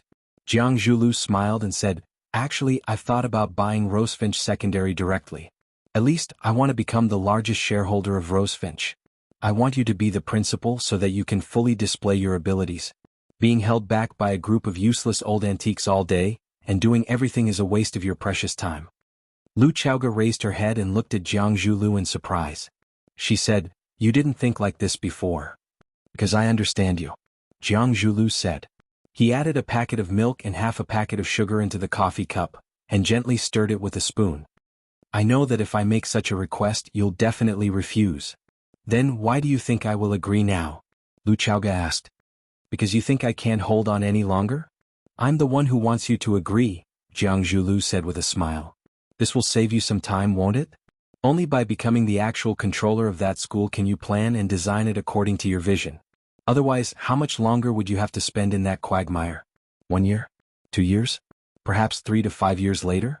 I'm not in a hurry, Lu Chaoge said. As long as she was given a little more time, she believed that she could completely establish herself in Rosefinch. Now, more and more people were trying to get close to him. She just lacked some experience and convincing results. But someone is anxious. Jiang Zhulu smiled helplessly. You only come back every 2 days, so you can't understand my pain. My mom calls me every day to urge me to go home. Once I get home, she asks me when I'm getting married. I don't want to give you any pressure. I don't want to push you too hard. But you know, a woman in menopause can't be measured with common sense. So, shouldn't we put this matter on the agenda? Agenda? What agenda? Lu Chaoge's tone became cold. She looked like she was 1,000 miles away. The wedding agenda, Jiang Zhulu said with a smile. Of course, the baby's agenda. Or there are many other things on the agenda. I haven't considered it, Lu Chaoge said. If you and Auntie are in a hurry, you might as well see if other women are willing. Of course, I know many women are willing to marry into the Jiang family. You're not willing? Jiang Zhulu stared at Lu Chaoge and asked. I haven't considered it, Lu Chaoge said. She picked up a piece of egg with a fork and put it into her mouth, chewing it tastelessly. How vexing. How could he encounter such an oppressive forced marriage while eating breakfast? What did the Jiang family want? Why? No reason. I saw you for the first time when I was 3. You moved to my house when I was 6. We spent 20 years together. How did my parents treat you? How did I treat you? So, you want me to repay you with marriage? Lu Chaoga retorted. Repay? The muscles on Jiang Zhuliu's face twitched. You said this is repayment? Could it be that I, Jiang Zhuliu, can't find a woman? Do I need you to repay me with marriage? I do like you, I fell in love with you many years ago. I hope that you can be with me, I hope to marry you as my wife, I hope that I have the qualifications to be the man who can give you happiness. Is this considered as repayment? I don't like you, Lu Chaoga said. Because of Fang Yan? Fang Yan. Lu Chaoga frowned and shook her head. It has nothing to do with him. Pah. Jiang Zhuliu slapped the dining table and roared like a wounded beast. Liu Zhaoga, you don't even dare to admit what you've done? What are you afraid of? Of my revenge? Of that pretty boy who relies on women? I don't know what you're talking about. Fang Yan and I are just normal colleagues. Liu Zhaoga was nonchalant as he nibbled on the egg that he had cut into strips. Just ordinary colleagues? Do you think I'm an idiot? Jiang Zhuliu sneered. Lu Chaoga, you're afraid that I'll take revenge on him, right? You're really considerate to him. You really don't trust my character. I'm not afraid of your revenge, Lu Chaoga said. You can't beat him. What's with the ruckus so early in the morning? Qiang Long Tan, who was wearing a gray pajamas, scolded as he walked downstairs. Zhuliu apologized to Chaoga. Apologize? Jiang Zhuliu felt like he was about to explode. What did I do wrong? I just said a few words of truth. Someone took photos of her with that wild man, and you still have the nerve to lie and say there's nothing between them? What does it have to do with you if Chaoga makes friends? Qiang Long Tan said sternly. As long as Chaoga isn't married and hasn't become someone's wife, she has the right to make friends freely. Apologize. Clang. Jiang Zhuliu threw the fork in his hand and turned to walk outside. Bastard. Qiang Long Tan pointed at Jiang Zhuliu's back and cursed. After Jiang Zhuliu's car drove away, Qiang Long Tan sat down next to Lu Chaoga and comforted her. Chaoga, don't take it to heart. Zhuliu doesn't have any bad intentions. As his parents, we all know how he feels about you. It's been so many years, but Zhuliu hasn't had a proper girlfriend. As for why, we all know even if he doesn't say it. People have made him into one of the 4 beauties of Huaqing. What is there to show? It's just 4 young people from good families hanging out together to pass the time. He's still young and hasn't experienced much. It's understandable that he lost control of his emotions when he felt that things were getting out of his control or that the things he cared about were leaving him. No matter what, we're all family. Uncle, I understand. I'm not angry, Lu Chaoga said calmly. Qiang Long Tan studied Lu Chaoga's expression carefully. After making sure that she really wasn't angry, he smiled and said, That's good. Your parents entrusted you to me, and I'm afraid that you've suffered in this family. If there's anything, just tell me. Don't keep it to yourself. I don't need a son, but Chaoga will always be my favorite daughter. Thank you. Lu Chaoga's expression changed and her voice trembled as she said, Thank you, uncle. Qiang Long Tan patted Lu Chaoga's shoulder and said, I'll go wash my face first. Eat more, don't try to lose weight like other girls. You've lost weight lately. I will, Lu Chaoga said. Qiang Long Tan smiled and turned to go upstairs. When Qiang Long Tan returned to his room, his wife, Ren Jin, was already smoking by the window in a black gauze nightgown. Qiang Long Tan raised an eyebrow and said, Don't smoke so much. What? You can't stand me smoking a cigarette at home? I've never seen you get annoyed when that woman acts like a tyrant at home. Ren Jin's expression was displeased, and her words were sharp and painful. How is Chaoga acting like a tyrant now? Qiang Long Tan said with a dark expression. She's a poor child. She's been very sensible since she was young, and we've never had to worry about her. Don't you feel guilty that she's acting like a tyrant at home? Don't I feel guilty? Ren Jin sneered. Zhuliu said a few words about her and you went to get someone to apologize. Zhuliu is a proud man, and you're driving him out on purpose, aren't you? Don't you feel guilty for treating us like this? A man should always give in to a woman. Am I supposed to make Chaoga apologize to Zhuliu when they're fighting? I can't bring myself to do that, said Qiang Long Tan. Also, how many times have I told you? Don't get involved in their business. Ren Jin turned around abruptly and stared at Qiang Long Tan with a mocking look in her eyes. Qiang Long Tan, do you know what my father said about you the first time he met you? A yellow ox and a dog. You look like a hard-working old ox, but deep down you're a dog who wants to bite everyone he sees. You don't want me to get involved with them because you don't want them to be together, do you? Putting out the cigarette on the windowsill, Ren Jin said coldly, You don't want Lu Chaoga to be your daughter-in-law. You want her to be your son's stepmother, don't you? Smack. Qiang Long Tan slapped Rin Jin across the face. Chapter 144. When Lu Chaoge was busy dealing with the work at hand, Zheng Jing knocked on the door and came in. He looked at Lu Chaoge with a smile and said, "Principal, I'm here to refill your cup of tea." Lu Chaoge glanced at Zheng Jing and then looked at the documents on the desk again. Zheng Jing took Lu Chaoge's cup to the water dispenser to refill the water, but he stood opposite Lu Chaoge's desk and did not leave immediately. Lu Chaoge looked up at him and asked, "Is there anything else? Principal, is there anything I need to deal with?" Zheng Jing asked with a smile. "Xiaoming is very capable. I will let her deal with anything," Lu Chaoge said. "How can that be?" Zheng Jing waved his hand and said, "Although I am the deputy director of the office, I am actually the principal's secretary. If there is anything, of course the principal will let me deal with it. The principal can't favor one and discriminate against the other. It is my honor to be able to serve the principal." Lu Chaoge looked up at Zheng Jing for a few seconds. She closed the folder on the desk and said, "Director Zheng, sit down. Principal, just call me Little Zheng." Zheng Jing rubbed his hands and said, "Director Zheng, you are a smart person. I will not beat around the bush with you." Lu Chaoge said frankly and directly, "I know that it is not easy for you, and you also know that I am not free. So, we don't have to torture each other. To be honest, I don't believe you. You can't be 100% loyal to me. Isn't it good for us to keep a certain distance?" "Principal Lu." Zheng Jing's face was red. His throat moved, but he did not know what to say. Of course, Zheng Jing knew the role he played around Lu Chaoge, but he was really at a loss when Lu Chaoge exposed him so blatantly. Don't hit people in the face. Being told by the boss that it was impossible to be 100% loyal to her, any subordinate would feel a sense of fear. Lu Chaoge tapped the document in front of her with her finger and said, "Director Zheng, I still have something to do." Zheng Jing hurriedly got up as if his buttocks were on fire. "Principal, you're busy? You're busy?" Zheng Jing Luo ran away in a panic. Lu Chaoge sat for a while with a gloomy face. She got up and walked to the door of the office. She told the secretary Xiaoming, "Ask teacher Fang Yan to come here. I have something to talk to him about." "Yes," Xiaoming replied. No one would have thought that Fang Yan was sitting opposite Zheng Tianqing at this time. One was an ordinary teacher, and the other was a board member of Rosefinch Secondary School. And Rosefinch Secondary was just a very inconspicuous business under Zheng Tianqing Group. The difference in status between Fang Yan and Zheng Tianqing was more than 108,000 miles.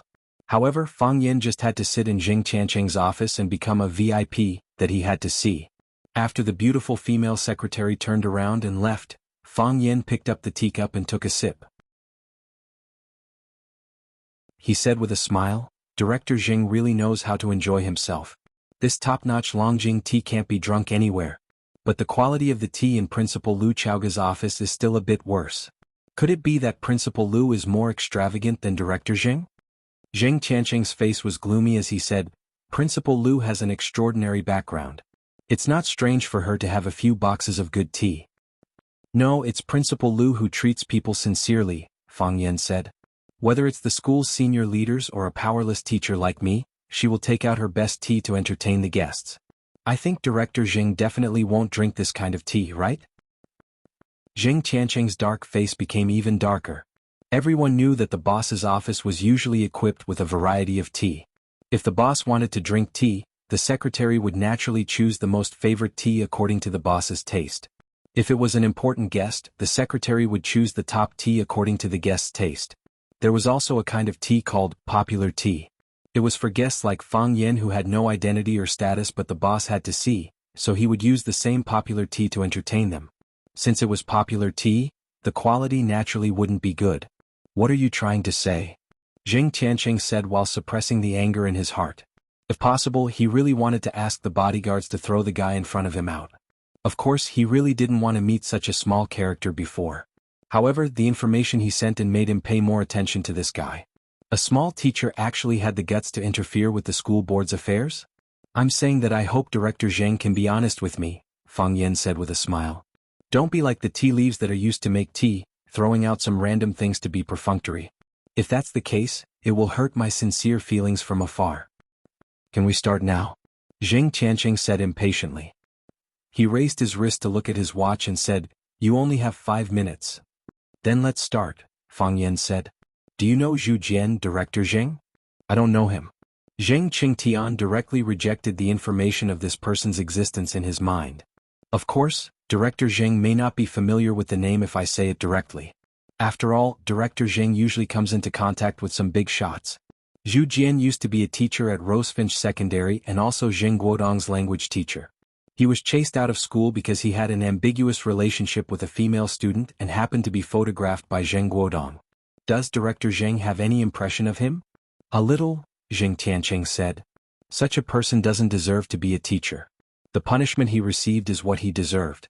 I used to wonder if we were being too lenient toward this kind of social trash. What if Zhu Jian was wronged? Fang Yin asked with a smile. Then you go find the person who wronged him and send him to the police station. A smile appeared on Zheng Tianqing's face, but his eyes were cold when he looked at Fang Yin. Bad people should be punished. Isn't society moving forward smoothly and healthily by such moral principles and legal provisions? I think so too. Fang Yin nodded.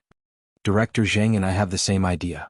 Fang Yin put down the teacup in his hand and said with a smile, Director Zheng, then I won't bother you anymore.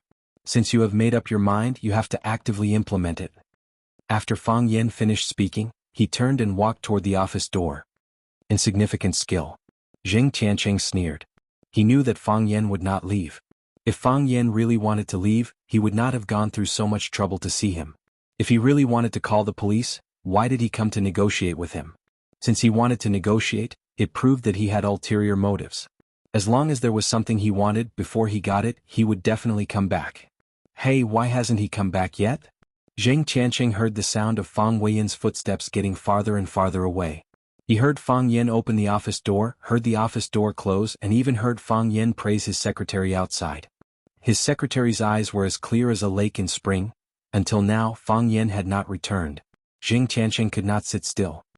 He opened the office door, looked at the secretary and asked, Fang Yin, where is the young man just now? Boss, didn't you guys finish talking? The secretary asked doubtfully. Did he really leave? Yes, he left. Zheng Tianqing's heart suddenly sank. This young man did not play by the rules, making him feel like he was out of control. Did he really find something? Did he really want to send the information to the police station? His reason told him not to act rashly. This was a trap. He could not take the initiative to enter the trap and he could not be at a disadvantage. However, what if the opponent he encountered was a rash idiot? Zheng Tianqing hesitated for a moment, then said to the secretary, Do you have his registered phone number? Call him and say he left something behind. Tell him to come back and get it. Yes, boss. The secretary was puzzled, but she still followed the boss's order. 5 minutes later, Fang Yin sat in Zheng Tianqing's office again. This time the secretary brought a cup of tea. The quality of the tea was obviously improved by several grades. Fang Yin took a sip of the tea and praised, Good tea. I don't have any other hobbies but I like this good tea. Elegant person. Zheng Tianqing said. Oh, good beauty. The sage said that food and sex are natural. Good US dollars. Zheng Tianqing sorted out his mood and said, I expressed my sincerity. Now can we talk seriously? Okay. Fang Yin said with a smile. Talk about what? Zheng Tianqing felt a surge of anger in his heart. This person was not serious at all. Didn't Director Zheng ask me to come back and say that I left something behind? I came back to get it. Fang Yin said. A mobile phone. Zheng Tianqing said. It was left by another guest. I mistook it. Then there's nothing for me to do? Fang Yin said. If there's nothing else, I'll go back first. Director Zheng, see you at school. Fang Yin. Zheng Tianqing shouted angrily. Be serious. Fang Yin was stunned, but he was happy in his heart. Very good. Zheng Tianqing was angry. He was angry because he had a guilty conscience. Because he had a guilty conscience, he asked the secretary to call him back. Because he had a guilty conscience, he could tolerate his cynicism. Moreover, he was really worried that he had some important information in his hands. In that case, not only would his son's situation be worrisome, but he himself might not be able to get away with it, right? Zheng Tianqing was angry, and this was the sincerity that Fang Yin wanted to see. Fang Yin sat down and said, I want to reverse the verdict for Zhu Jian and seek justice for him. What? First, I want to wash away the shame on him and return his innocence. Second, I want Rosefinch to hire him back to teach and continue to be a Chinese teacher. Third, compensate him for his financial and mental losses. Fourth, all bad people should be punished. This is what Director Zheng said just now. Chapter 145. Zheng Tianqing sat there and listened attentively, looking at Fang Yan with gentle and kind eyes. She didn't think that Fang Yan's behavior was impolite, but encouraged him to continue. Director Zheng, we're not ungrateful people. We also know that if people like us accidentally get into a conflict with you, or even if it's just because we feel that we've been treated unfairly and want to seek justice, it'll take a lot of courage. Fang Yan patted his chest and said, we have worked hard for a long time and have done a very meticulous job. So, please don't easily refuse and hurt us. Because it will hurt our last bit of self-esteem and make us hysterical. Things might get worse or anything might happen. Zheng Tianqing looked at Fang Yan and asked, do you have anything else to say? No, Fang Yan said. You have mentioned the conditions and threats. Zheng Tianqing nodded and said, you've already done very well. To be honest, you're not the best negotiator I've ever seen, but you're the most talented negotiator novice. In the past, I didn't realize that in Rosefinch Secondary, in my territory, there was actually such a talent hidden. This is really my mistake and loss. Zheng Tianqing looked at Fang Yan with a face full of sincerity and said in an equal and friendly tone, Fang Yan, how about being my assistant? You will come to a big platform that you have never imagined before. You will receive the respect of countless people and opportunities for development that no one can estimate. Rosefinch's platform is too small, it is not suitable for you. Just an invitation? Fang Yan asked. No threat? No threat, Zheng Tianqing said without hesitation. I'm not a threat here. I'm going to tell you what you're getting. First, you'll get what looks like a handsome annual salary. If your performance amazes me, I don't mind giving you some dividends. You know, this is a benefit that only the senior executives and those who have followed me for many years can enjoy. Of course, if you become my assistant, you will also be considered as half a member of the company's senior management. Second, you will own a 300 square meter house and a car worth more than 300,000 yuan. This way, isn't it a little stronger than living in the Vermilion Bird Middle School's teacher's dormitory? Do you have a room at Rosefinch Secondary? Not at the moment, Fang Yan said. He lived in the house that Lu Chaoga had lent him. Lu Chaoga could lend the house to him, and she had the right to take it back at any time. Because a certain director in the logistics department was prejudiced against him, he didn't even have a separate room. What a pity. Talented young people deserve more opportunities to live a better life. Zheng Tianqing said. I just overheard you complimenting my front desk lady's clear eyes, just like a lake in spring. This description is too appropriate. Chen Ting was really beautiful, wasn't she? A sexy girl and a handsome guy. This was really a romantic beginning. If you can become my assistant, what can't happen between you two? It had to be said that Zheng Tianqing was a very smart negotiator. He didn't respond to Fang Yan's words. He even downplayed the matter that Fang Yan mentioned and the conditions that he proposed. He didn't fight on a battlefield that was unfavorable to him. He opened up another battlefield that could better display his advantages and strengths. Of course, this battlefield was definitely the favorite of his negotiators. High-paying position, good salary, and immeasurable development opportunities. Big house, good car, and of course there would be no lack of beautiful women. What you want, he will give. What you lack, he will provide. He satisfied all the fantasies of a loser. He could let you cut off your past life and reach the sky in one step. Yes, he could do it. You will have so much, and you will have so much that you can't even imagine before. In this case, how many people could persist in standing on the opposite side of Zheng Tianqing for a person who was not related to them in a matter that had nothing to do with them? Who would be the enemy of a luxurious house, a beautiful car, and a tempting high-paying position? If Fang Yan was really a teacher at Rosefinch Secondary, if Fang Yan was just a teacher at Rosefinch Secondary, if he was like other teachers, they were comfortable and poor. They didn't have to worry about food and clothing, but they couldn't live extravagantly. Their work was easy and stressful. More importantly, they felt that their life was extremely mediocre and boring. If Fang Yan was such a person, could he refuse the conditions that Zheng Tianqing proposed? The answer was no. He wouldn't refuse. However, Fang Yan was Fang Yan. He was not only a language teacher. The reason he could refuse and say no to Zheng Tianqing was not because he rejected these things, but because he had these things to begin with. He was not more noble than anyone else. He just had a stronger backing and richer capital than others. This was really a sad story. To be honest, I'm very tempted. Fang Yan said. I mean, if it was anyone else who came to negotiate with you, they might be bribed by you and let you have your way. Even if the victim, teacher Zhu Jian, came himself, I'm afraid he would also hesitate. Of course, this is the result after I put myself in the shoes of the victim. I don't think I'm more moral than teacher Zhu Jian. What I did was within the scope of my ability. And what he did was within the scope of his morality. So, if both of us were to run for the honor of Rosefinch Secondary's moral model, I would not hesitate to cast my vote into the ballot box in front of him. Zheng Qianqing frowned slightly. Things had become a bit tricky. He had made such a promise. If Fang Yan agreed to accept it, as a smart person he wouldn't mention the so-called victim or the harsh words like Zhu Jian anymore. Let bygones be bygones. Everyone could start working together to a better future. Wouldn't that be great? He believed in Fang Yan's IQ and believed that he could make such a choice. But Fang Yan didn't. He was still mentioning the victim, still mentioning Zhu Jian. So, was he going to refuse? Why would he refuse? How could he refuse? But I can only refuse. Fang Yan said. Some people serve for power, some become a lackey for money, some just do it for a high-income job, to let their family live a better life. It's not easy for anyone to live. Why do you work? For fairness. Fang Yan said. For morality, for my conscience which is decent most of the time. Zheng Qianqing stared at Fang Yan with burning eyes for a while, and then laughed out loud. He laughed until he was gasping for breath. His fat cheeks were full of meat. He pointed at Fang Yan with his thick finger and said, Fang Yan, do you know? Every day there are countless people who want to visit my office. I receive at least 5,000 guests every year. The number of people sitting in your current position is countless. But do you know that they only come to see me for one purpose? Cooperation to make money? Or cooperation to make money? No one has ever talked to me about conscience and no one has ever talked to me about morality.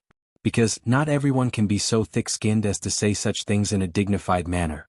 Aha, Fang Yan, you're really fresh. Fang Yan didn't laugh. Zheng Qianqing was telling the truth. In the era of profit, who would talk about conscience? Who had the nerve to talk about morality? They don't say it because they are too embarrassed to say it. Fang Yan said with a serious face. I say it because they don't say it. These words, these things, someone has to stand up and say it. Someone has to be brave to do it. Whether it's conscience or morality, it's a compliment. It's not shameful to say it and do it. Zheng Qianqing looked at Fang Yan with a dignified face and said, So, your conscience and morality make you refuse my good intentions. But our negotiation must continue. Fang Yan said. Let's have a good talk about conscience and morality. Then you have to strictly abide by the negotiation process. Zheng Qianqing said. In a business transaction, the buyer inspects the goods first, then the seller makes an offer. The buyer bargains and finally the transaction is concluded. Both sides are satisfied. How can the seller make an offer at the beginning? Fang Yan, if you want to get a good price, I'm afraid it's not enough to just have a good eloquence and a kind heart. I'm afraid you have to come up with something more convincing. Director Zheng, you already have a guilty conscience, don't you? If you didn't have a guilty conscience, why would you ask your secretary to call me to come back? If you didn't have a guilty conscience, why would you be willing to give such a tempting offer to a little teacher like me? If you don't have a guilty conscience, don't be afraid of ghosts knocking on the door. Bah, I'm not a ghost. You know what I said is the truth, but you still don't want to admit it. You think you've done a good job and cleaned up the mess. You believe in money, wisdom, capable people, and extensive connections, but you don't believe in God. I've seen too many people like you. Fang Yan looked at Zheng Qianqing, his cheeks blushing. He looked very embarrassed and said, I like to slap this kind of people in the face. Fang Yan took out a hard drive from his pocket and said, If you have a computer, you might as well open it. Your son won't let you down. Zheng Qianqing didn't hesitate. He took the hard drive and walked quickly to his desk computer. He plugged the hard drive into the computer and quickly operated it with his right hand. Soon, his face was ashen and his body slumped into the leather swivel chair. Chapter 146. Where did this come from? Zheng Qianqing asked in a hoarse voice, as if someone was choking his neck when he spoke. What's the point of asking this? Fang Yan asked with a smile. He picked up the tea in front of him and sipped it leisurely. The outcome had been determined and he didn't want to waste this delicious tea. Drinking tea after a victory had a different taste. Zheng Qianqing was irritated, but he was more shocked. He pushed the chair away and stood up. His face became firm and hateful as he said, There were only 5 of them there at the time. The girl can be ruled out, but Zhu Jian is the victim. If he had this video in his hands, I'm afraid he would have taken it out to save himself. Zheng Tiancheng's voice became murderous as he said, "So, is it Li Mingxiang's son or Qin Tao's son? The answer to this question is really obvious. Why must it be them? Li Yang and Qin Tao are Zheng Guodong's followers. How could they betray him? Why can't it be the sixth person?" Fang Yan asked with a smile. Someone happened to pass by the woods and happened to see the shameful scene. He didn't have the courage to stop it, but he filmed this video that caught you off guard. This is also very possible. Zheng Tiancheng sneered and said, "You worked so hard to speak for those two children. Haven't you already proved a lot of things? What? Are you afraid that I will retaliate against them?" "Of course, Director Zheng is not that kind of person," Fang Yan said with a smile. "Besides, compared to retaliating against them, you have more important things to deal with, right?" "Name your price," Zheng Tiancheng said. "Your price and Zhu Jian's price. What Zhu Jian needs he will talk to you. But I don't want money, not a penny." Fang Yan said in a very serious tone, "I want the bad guys to be punished. This is my only request." "I can't agree to this," Zheng Tiancheng said. "Then I will submit this video to the school and the police station," Fang Yan said. "Of course, for safety reasons, I will also post it on the internet." "Aren't you afraid of my retaliation?" "Yes," Fang Yan said. "But aren't you afraid of my revenge?" "Do as I said just now.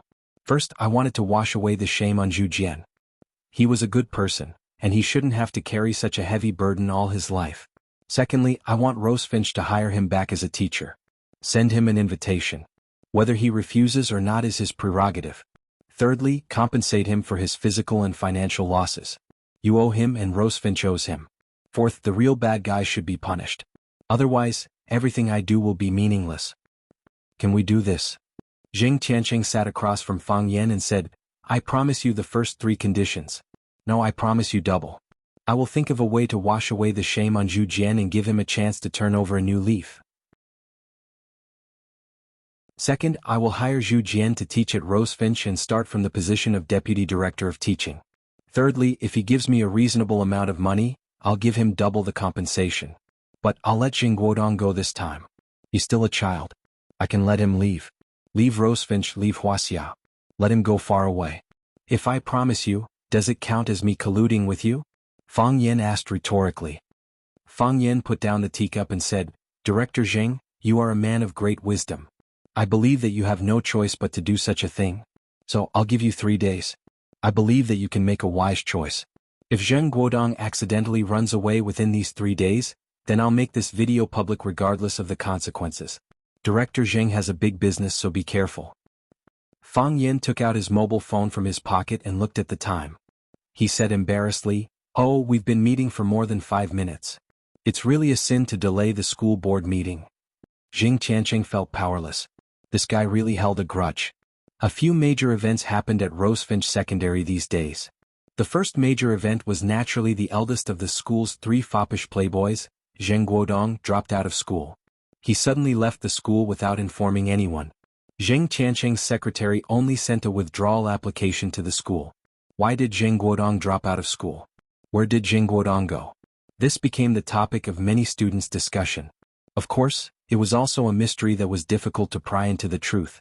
Fang Yan knew where Zheng Guodong went. He entered the juvenile detention center and was about to start a new life that he had never experienced before. Zheng Tiancheng finally made a wise choice. He had a big business, so he didn't dare to let this matter affect his own reputation, nor did he dare to let the company's reputation suffer any damage. Within the scope of Fang Yan's permission, he kept Zheng Guodong's withdrawal and entry into the juvenile detention center within his control. It didn't cause any big waves, not even a small ripple. He had the ability to do it. Of course, the students were happy to see Zheng Guodong drop out of school. Who asked him to be domineering and bully his classmates in school? He wasn't liked at all. The second major event was Zhu Jian's return. The language teacher who was expelled from the school because of a scandal with a student returned. The school obtained new evidence to prove that Zhu Jian and the girl only had a normal teacher-student relationship. In order to make up for Zhu Jian's long period of unfair treatment and grievances, the school not only recruited him back, but also arranged for him to take the important position of Vice Director of Education. Now he was Li Mingxiang's assistant. It could be said that Zhu Jian's return was more sensational than Zheng Guodong's dropping out of school, and it caused more heated discussions among the teachers and students. Some smart people guessed that Zheng Guodong's departure had something to do with Zhu Jian's return, but no one had evidence to prove that there was a definite connection between the two. The third major event was the official establishment of the Rosefinch Secondary Tea Ceremony Society. The first president of the Tea Ceremony Society was the school's legendary figure, Qin Yitian. Qin Yitian originally refused to take on this position. She didn't feel that she had the mood and obligation to spend her precious time and energy to explain and demonstrate the real tea ceremony to her juniors. However, after Fang Yan's repeated requests and even accepted a condition that only the two of them knew, Qin Yitian finally agreed. Sure enough, the power of an idol was infinite. If you didn't see it with your own eyes, you would never be able to understand how terrifying the girl's influence in the school was. With the support and help of Lu Chaoge, the school specially provided an activity venue for the Tea Ceremony Society and renovated the room into a classical-style tea house.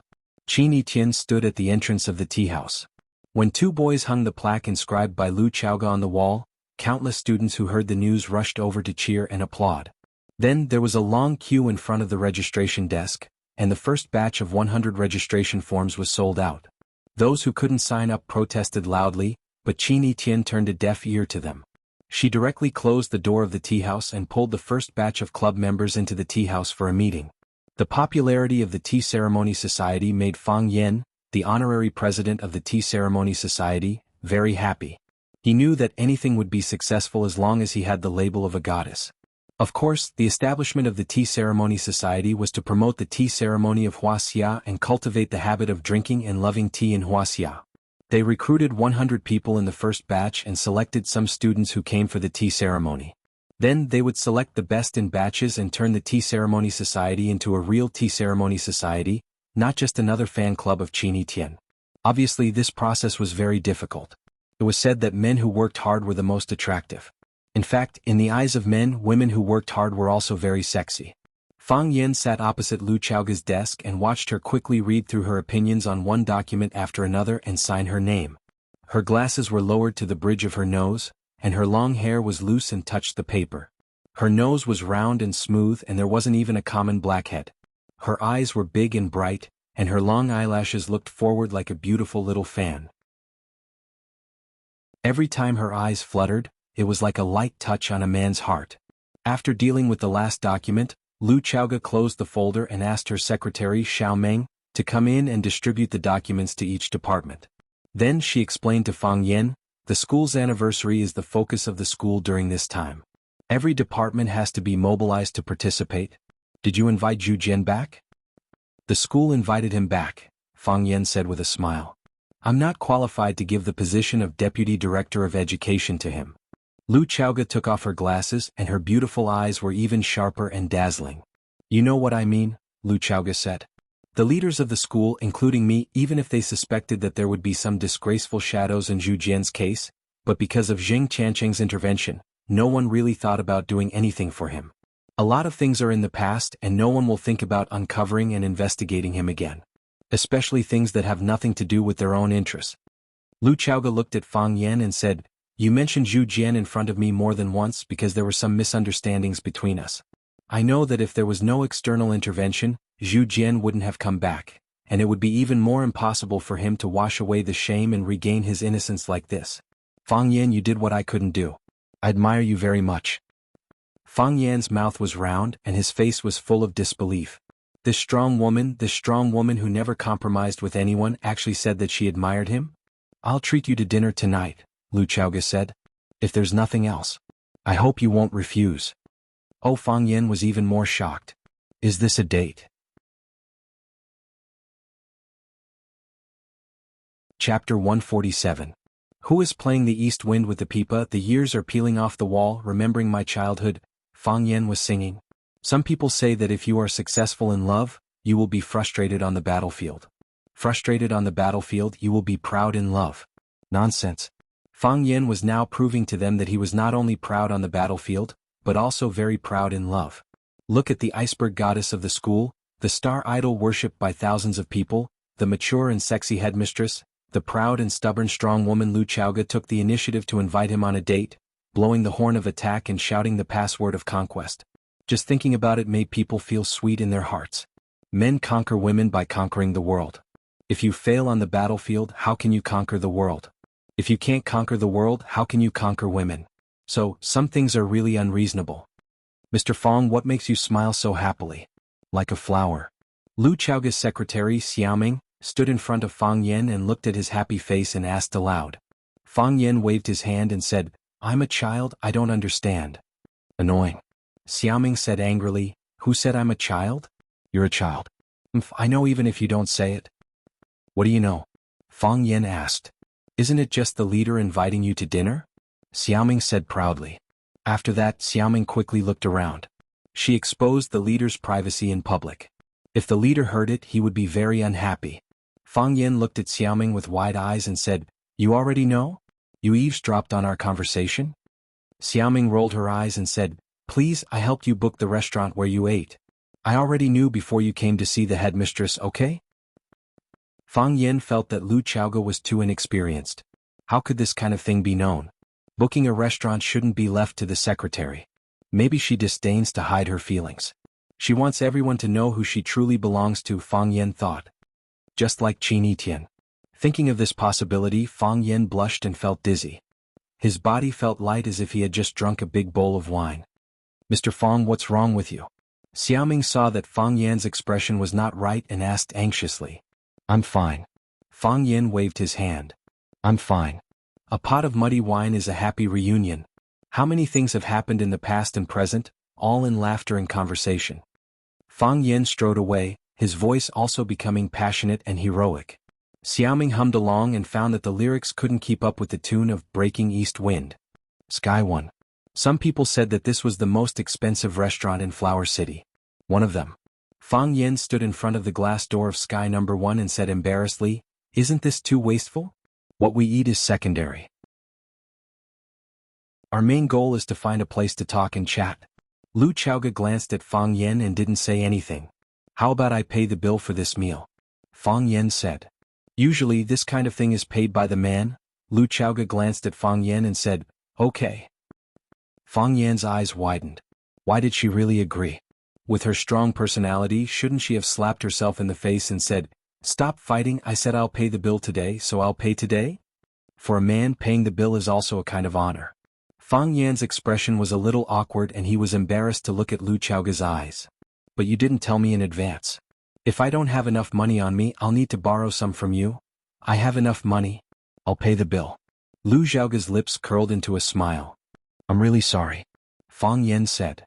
I hope you won't laugh at me. My self-esteem is very fragile. There will be opportunities in the future. Lu Chaoga's voice was calm and gentle. She seemed to be hinting at something.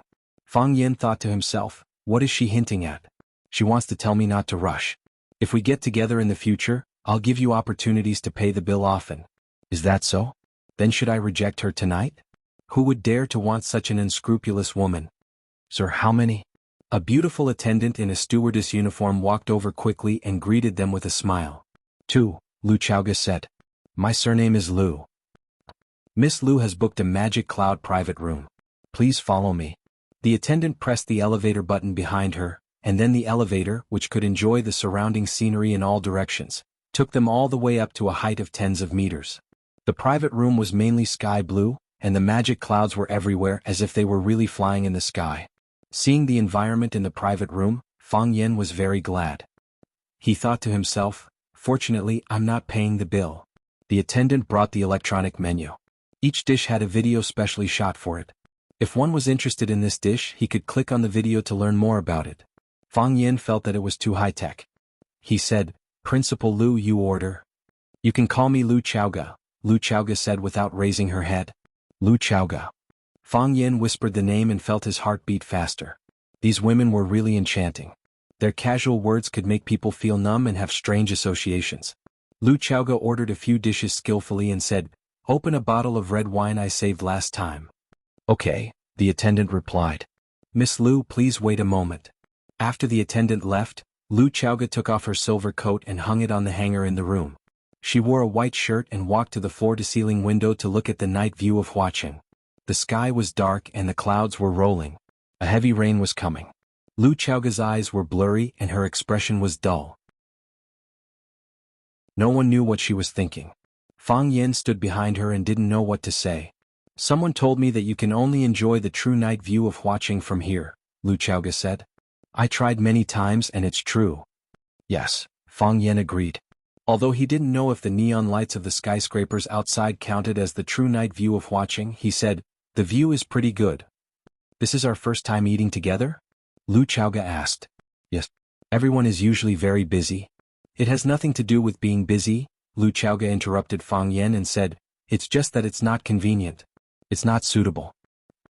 Yes, it's not convenient. It's not suitable. If Lu Chaoga, the school's vice principal, always ate with Fang Yen, the new teacher, rumors about them would probably spread throughout the school, right? People would probably scold them for being stupid if they said they weren't a couple. But do you have to say it so clearly and make people feel like I'm not worthy of you? People change and so does their state of mind, Lu Chaoga said. I used to think that I was good at reading people, but after knowing you for so long, I've never really seen you clearly. Sometimes I think I've seen you clearly, but you'll soon prove to me that I'm wrong. Fang Yen smiled and said, why do you have to see people so clearly? Because I lack a sense of security, Lu Chaoga said. For people who I can't see clearly, I'll classify them as bad people. I'm worried that he'll tear off his disguise at any time and reveal his smelly fangs. This is very unfair to good people like us. Fang Yen shook his head and smiled bitterly. Yes, you're a good person, Lu Chaoga said. I don't know what you have on Zheng Tianqing, but I think when you went to negotiate with him, with his businessman nature, he must have offered you very good conditions, right? Very good. I was almost bought over. But you didn't, Lu Chaoga said. Not only were you not bought, but you also sent his only son to the juvenile detention center. Fang Yen looked at Lu Chaoga in surprise and said, you know about this? This was his negotiation with Zheng Tianqing, and it was also an agreement. He thought that no one would know where Zheng Guodong went. This is the best ending, Lu Chaoga said. It's the same for him and it's the same for Zhu Jian. It's the best ending for everyone. Zheng Tianqing definitely won't think so. But you're not afraid at all. Lu Chaoga looked at Fang Yen with burning eyes and said, Fang Yen, sometimes I really wonder, is there anything you can't do? Don't put me on such a high pedestal, I'm also an ordinary person, Fang Yen said with a smile. Even if it's just a sense of justice, it's already very unusual in this world, Lu Chaoga said. I admire righteous people, so I want to treat you to a meal. Just because of justice? Fang Yen asked. He felt a little disappointed. What about the promised date? What about the candlelight dinner?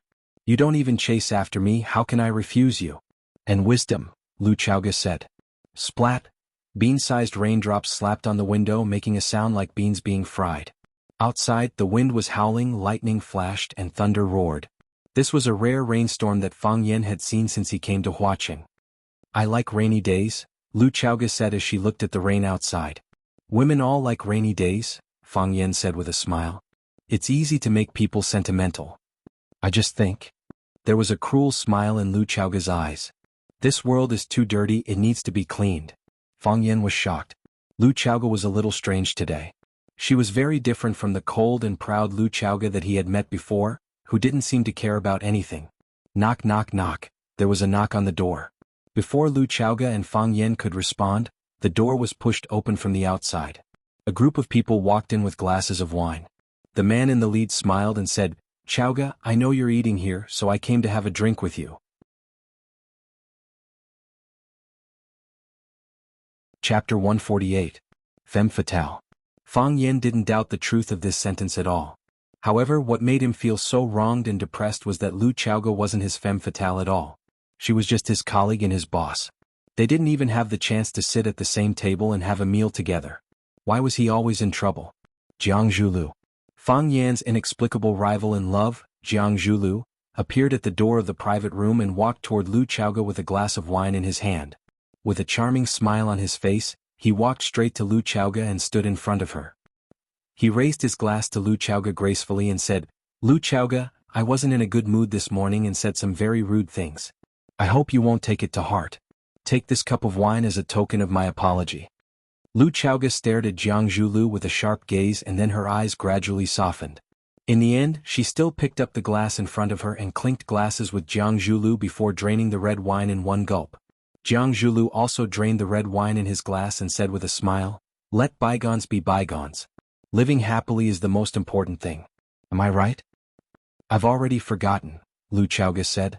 Forget the unhappy things and remember the things that are worth remembering, Jiang Zhulu said. You know why I'm anxious and you also know why I lost control of my anger. After so many years, you understand me far better than I understand you. Although I still don't know you well enough, but... Jiang Zhulu lightly patted his chest and said, You've always been here. In a very important position. Thank you. Don't say thank you. Who was it that said that? Once a woman is polite, a man won't have a chance. Jiang Zhulu turned around, looked at a tall man and asked, Lu Shu, did you say that? Haha, you're trying to divert the trouble. What does it have to do with me when you two are flirting? I'm not going to get involved in your family war, the man said jokingly. The man called Lu Shu had a straight back. His facial features were sharp and his eyes were deep. He was well dressed and had an extraordinary temperament. He was wearing a light pink collared shirt and a custom-made black suit with a slightly longer tail. He didn't wear any jade or precious wood on his body. There was only an old plum blossom watch that looked out of place on his wrist. It was as if there was a scar on his snow-white arm. This plum flower watch looked very old. It should have been thrown into the trash can or an antique box. However, the man treated it like a treasure and wore it on his wrist. This proved that this watch either had a great background or this person wanted to use it to show off. I always meet such strange people, Fang Yan thought to himself. I don't mind if you say that, but I won't save you if you piss off Chaoga, Jiang Zhulu said with a smile. Lu Shu walked to Lu Chaoga with a glass of wine in his hand and said with a smile, Chaoga, I was just joking with you. You're not mad, are you? No, Lu Chaoga said. I knew it. Since when did my cousin Chaoga become such a narrow-minded woman? Most men wouldn't be able to do what Chaoga did. Chaoga, we haven't had a drink together in a long time, right? Come, let's have a drink. Clang. Their glasses clinked and they drained the red wine in their glasses at the same time. After that, Lu Shu scratched his shoulder-length hair out of habit and said with a smile, Drinking with a pretty girl is the best. I have a bunch of sweaty and smelly men over there. It's really boring to drink with them. Why don't we share a table? Lu Chaoga turned him down and said, Maybe next time. I have a guest. A guest? Thank God, Lu Shu finally looked at Fang Yan's face. I've never seen him before. I've never seen him before, have I? Fang Yan. He's a teacher at school, said Lu Chaoga. My colleague. Teacher? Colleague? Lu Shu guffawed as if he had just heard a funny joke. Chaoga, don't tell me you're really going to put down roots in the education industry? You're already bribing your subordinates. What's the point of staying at that crappy school? If you're willing to work for me, I'll make you a vice president. If you want to start your own business, I'll invest 30 million in you up front and 30 million more every 3 months. What do you think? If it weren't for the fact that he had to prove to them that he was also a man who had seen a lot of money, Fang Huo's face would have turned into an O again. Regardless of the project or the field, an initial investment of 30 million and an additional 30 million every 3 months. That was to say, Lu Chaoga would get 10 million in venture capital every month. Just now, Fang Yan was still feeling proud of himself for resisting Zheng Tianqing's temptation. He felt that he was really a great man who could not be subdued by force, could not be lustful, and regarded money as dirt and beautiful women as old women. Now, compared to the temptation that Lu Chaoga had experienced, he was simply too ashamed to show his face. Thank you. Lu Chaoga refused as expected. I really like my current job. Ah, I knew it. This is the Lu Chaoga I know. Even if I don't like you, I can't not respect you. Lu Shu said with a smile. He glanced at Fang Yan who was sitting still in the chair and said, You don't mind if we share a table, do you? I don't mind. Fang Yan said with a smile. As long as Principal Lu agrees. You're all friends anyway. Lu Shu laughed proudly and pointed at Fang Yan. You see, even if a woman wants to find a shield, she should find a man with a bit of backbone. This kind of person with osteochondrosis probably can't take on an important role, right? Willow tree. Lu Zhaoga scolded. He's my friend. I know. Lu Shu nodded. Of course he's your friend. He's also a very important friend of yours. Otherwise, how could you bring him to Sky One? How could you open the good wine you've stored here for him? Lu Shu thought for a moment and said, As far as I know, you haven't brought another man here before, have you? What's his name again? He's really special. I have to get close to him. This is my private matter. It has nothing to do with you. As a brother, I should care about my sister's living condition. What's wrong with that? Lu Shu asked with a smile. Chaoga, sometimes IQ isn't important but choice is. You're a smart person and should understand what I mean. Thank you for your kindness. I'm responsible for my own life. But please don't insult my friend. Lu Chaoga said. Lu Shu pointed a finger at Fang Yan and said with a laugh, You think I'm insulting him? You think I'm insulting him? Lu Shu turned to look at his friends behind him and said, Do you think I'm insulting him? Who is he? Does he deserve to be insulted by Mr. Lu? Exactly. What the hell? He's just a school teacher. Isn't he afraid of dirtying Mr. Lu's mouth? Mr. Lu, can't you scold me a little if you have the time? If you scold me, I'll brag to the other brothers that I was scolded by Mr. Lu. I'll have a lot of face and my status will rise. The Prime Minister's doorstep was a third-rank official. Those who could hang out with Jiang Zhulu and Lu Shu were naturally people with some background. They were either billionaires or their parents were high-ranking officials. Naturally, they wouldn't care about a little teacher like Fang Yan. Their words were sinister and malicious, mainly to make Lu Shu happy. Lu Chaoga's expression became even colder and her eyes shone with a sinister light. She wanted to be angry, she wanted to scream, but she couldn't say anything and she couldn't do anything. She was asking for humiliation. Yes, if she did that, she would only be asking for humiliation. Lu Shu, nicknamed the Willow in the River Pond, was one of the 4 prodigies of Huaqing. His ranking was even higher than Jiang Zhulio's. To be able to be ranked as one of Huaqing's 4 prodigies, which one of them didn't have a shocking background and strength? If everyone maintained a layer of skin on their faces, then she would still be Lu Chaoga, the love interest of Jiang Zhulu, the adopted daughter of Qiang Long Tan, and a member of the Jiang family. They had to at least maintain a respectful appearance towards her. However, if everyone shed all pretense of cordiality, would Jiang Zhulu stand on her side? Would Qiang Long Tan speak up for her? That layer of tiger skin on her body would probably be torn apart with a single stab. What could she do to them? Other than being exposed as a worthless mask, she couldn't change anything. I think you said something wrong. Fang Yan wiped his mouth with a napkin and stood up. Are you talking to me? Lu Shu looked at Fang Yan with interest and asked with a smile. He had been hanging around Huaqing for so many years and no one had ever dared to refute him. It's you. You're called, what? Fang Yan wasn't someone who dared to take a loss. Others couldn't remember his name, and he also couldn't remember other people's names. More importantly, no one had ever explained to him where these guys came from. Please, you're not Lu Dehua or Zhang Shueo. Everyone in the world should know you, right? Lu Shu. Lu as in willow, tree as in willow. Lu Shu said with a smile. This name is easy to remember, right? Everyone calls me Hatong Lu. My name is Fang Yan. It's the flame of 2 fires, Fang Yan said. My name is even easier to remember, everyone calls me Fang Huohua. Although I don't really like this nickname. Then we really know each other? You can say that. Fang Yan nodded. Now you can tell me, what did I say wrong? I have bones. Fang Yan stretched out his arm and said, If you don't believe me, feel it.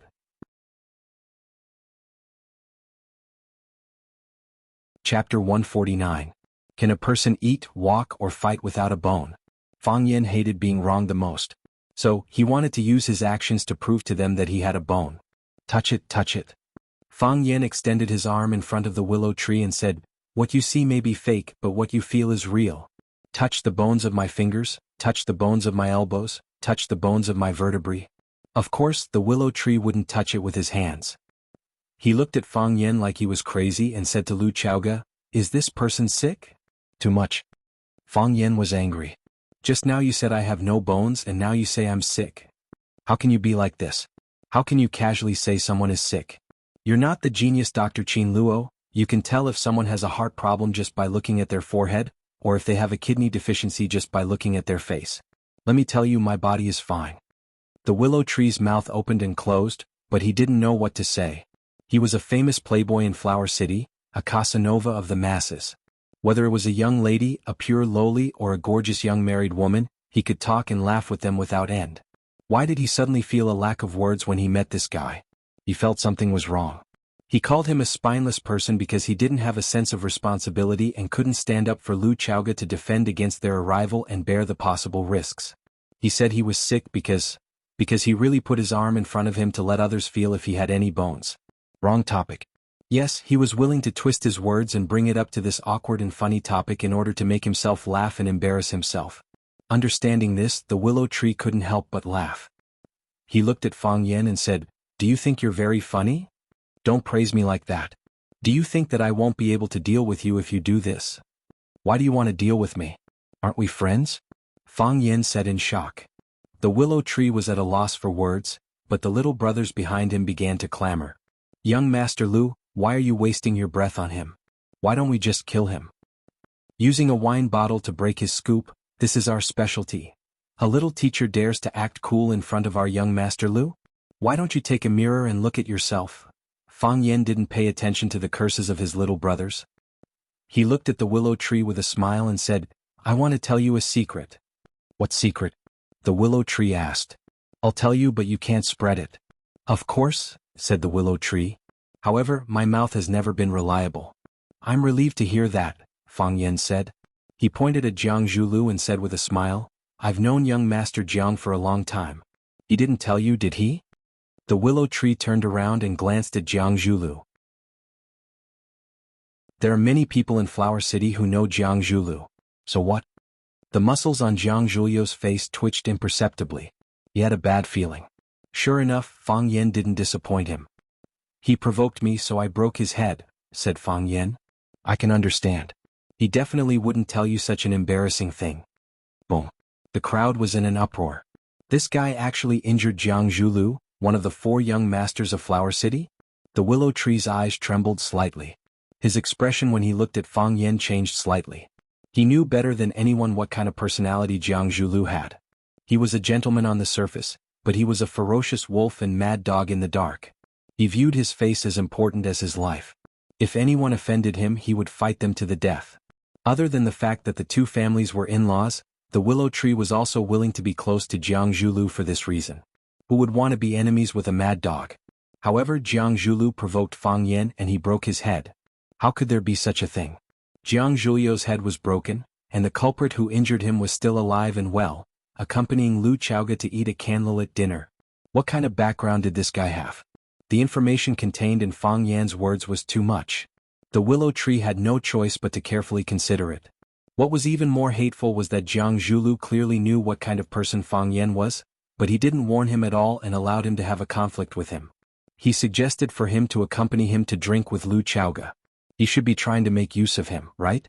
His thoughts turned in a flash. The willow tree immediately redefined his role in this conflict. Do you think I'll believe you? The willow tree sneered. This is the first time we've met, right? I don't know who you are, I don't know where you're from, so why should I believe what you say? Why don't you believe me? Fang Yan's face was full of anger, as if he had suffered a great grievance. He looked at Jiang Zhulu and said, Tell them, did I break your head? Jiang Zhulu's expression was ferocious. He wanted nothing more than to slap Fang Yan to death on the spot. You asked such a question, how do you want me to answer? Have you considered my feelings? The willow tree turned to look at Jiang Zhulu and said with a smile, Zhulu, is this true? This guy's mouth is full of lies. In any case, I don't believe him. Fang Yan looked at the willow tree thoughtfully. This careless guy with a hedonistic appearance was not simple at all. With just a few words, he had dissociated himself from the matter and dragged Jiang Zhulu back into the fray, making him confront him directly. Such an opponent made it impossible to not be on guard. Jiang Zhulu was in a dilemma. He said he didn't, but the image of Fang Yan slapping him again and again was like a thick sore that had taken root and sprouted on his body. If he didn't squeeze the thick fluid out, his body would forever be in pain, and his heart would never be at peace. If his answer was yes, then how could he, Jiang Zhongzhu, one of the 4 prodigies of Huaqing, establish himself in the circle of young masters in Huaqing? He couldn't even deal with a school teacher. This in itself was a sign of incompetence. Tell him the answer, Fang Yan said to Jiang Zhulu. If you dare to say no, then I won't admit to it anymore. Even Lu Chaoga was shocked by Fang Yan's words. Previously, when Fang Yan said he slapped Jiang Zhulu, she, like the others, didn't believe it. However, looking at Jiang Zhulu's expression, it was possible that something like that really happened. This seemingly harmless guy was actually so ferocious when he was angry? And when did this happen? Why hadn't she heard of it before? Revenge is a dish best served cold. Our debt will be settled slowly. Jiang Zhulu laughed. His smile was gentle, but his eyes were filled with murderous intent. I'm not in a hurry. You don't have to be either. Lu Shu was shocked. He looked at Jiang Zhulu and didn't speak rashly. Jiang Zhulu didn't deny it. This matter had already been confirmed. Since the 2 of them already had a grudge, There was no need for him to jump out and be cannon fodder. However, this guy was really annoying. Fang Yan looked at Lu Shu and said, "Look, Jiang Zhulu of the four prodigies of Huaqing was beaten badly by me. In the end he could only say some harsh words to me. If I did this to you, you'd be standing here awkwardly, wouldn't you? Is this a threat? Are you sure you can walk out of this private room after hitting me?" Lu Shu squinted his eyes. "Are you sure you can walk out of Air Force One?" "You don't understand what I mean," Fang Yan said with a smile. "What I mean is, you guys are wearing custom-made clothes and leather shoes from British or French designers. There's no need for you guys to have a grudge with a guy like me who wears a $200 Rosefinch secondary teacher uniform, right? If you spit on me, I can wipe it off with a tissue and continue wearing it. I won't feel disgusted. However, if I spit on you guys won't be able to take it and throw away your clothes, right? What a pity." "That's true." Lu Shu nodded. "Porcelain shouldn't collide with earthen jars. Young Master Lu is a smart person. You're much wiser than young Master Jiang," Fang Yan said with praise. He didn't forget to put medicine in the eyes of these two brothers. In any case, the little secret he told Lu Shu had already planted a thorn in their hearts. They just had to wait for the day that thorn to grow and pierce through their flesh. "But what if the earthen jar touches the porcelain? What should we do?" Lu Shu asked. "That kind of thing will never happen," Fang Yan said. "I don't have money, connections, or looks like you guys. Why should I offend you guys? I'm just a little teacher. I want to teach my students well. My biggest dream is to let them beat Class 1 in the next exam. Why should I touch you guys? Why should I get involved in these boring things that I don't understand at all? You guys are fighting in the real world and I'm watching family gossip on TV. If it wasn't for today's dinner, we might never see each other again. The dishes are getting cold. Don't disturb our dinner, okay?" Lu Shu looked at Jiang Zhulu, meaning to say, "You should solve the problem yourself." Jiang Zhulu smiled at Lu Chaoga and said, "Since it's not convenient for you today, let's go back and have a good talk. I wish you a good appetite." Under Jiang Zhulyo's lead, the group walked out in a line. However, everyone couldn't help but glance at the spot where Fang Yan was standing when they stepped out of the door. They could guarantee that they would never forget this delicate yet incomparably arrogant face. The private room regained its silence. Fang Yan sat back in his chair and stuffed the tablecloth back into his chest. He said, "Let's eat. The dishes are getting cold." Lu Chaoga looked at Fang Yan with a complicated expression, as if it was the first time they met. Chapter 150. Human Ruffian, Lu Shu said. This kind of person is a human ruffian. The so-called human ruffian was someone who placed himself in a very low position. If he told others that he was a pile of shit and you stepped on him, wouldn't that be dirtying the soles of your shoes? If you were barefoot or wearing a pair of cloth shoes, it didn't matter if you stepped on him. At most, you could wash your feet or change your shoes. If you were wearing a pair of expensive leather shoes made by a famous designer in Milan, it would be bad to step on it. Although they didn't care about the price of a pair of leather shoes, they didn't like the stench that came from their feet all the time. There's a popular law of garbage people in society now. Jiang Zhulu smiled bitterly and said, "A lot of people are like garbage people. They run around and are full of negative garbage. They are full of frustration, anger, jealousy, scheming, hatred, arrogance and prejudice, greed and inadequacy, complaining, comparing, and can't stand to see others better than them. As more and more garbage accumulates in their hearts, they need to find a place to dump it. Unfortunately, I happened to meet such a person. I was spat on, but I couldn't do anything as vulgar and rude as him." "So it's over?" Lu Shu swirled the red wine glass in his hand and asked with a smile. Two women sat on either side of him. One was young and fashionable and the other was full of charm. The two women were beautiful and they didn't look like prostitutes at all. One look and you could tell that they were ladies from respectable families. The two women looked peaceful and friendly on the surface, but their words and actions were hidden with murderous intent. In order to win Lu Shu's favor, they always had to get rid of their opponents first. This was exactly what Lu Shu liked. He liked women to fight for his affections, and he liked women to plot against each other for his sake. Moreover, he was a very fair judge. The final winner would eventually enter his arms and become the woman he loved dearly. A temporary woman. This was a game, but he never got tired of it. Of the four beauties of Huaqing, Lu Shu was the most romantic by nature. He was invincible in the field of love and had never lost. "Let it go?" Jiang Zhulu squinted his eyes and smiled. He gulped down the unfermented red wine in his hand and said with a smile, "How could I let it go like this? Young Master Jiang, who is this guy? Someone asked curiously. Is that important? Jiang Zhulu sneered. This is Flower City. Yes, this is Flower City. The willow tree nodded. He reached out and hugged the sexy and plump woman. On the other side, the young and inexperienced girl immediately blushed and felt extremely sad. This is our territory. We can do whatever we want. Do what you want.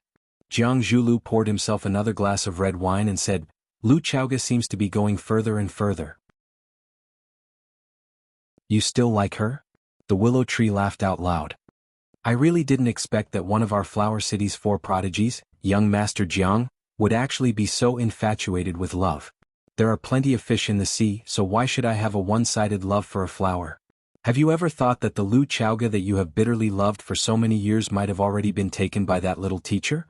They hugged, kissed, and caressed. That scoundrel used all the methods he could think of to possess her. If you think that way, don't you like her even more? Jiang Zhulu was trying to use him to fight against Fang Yan.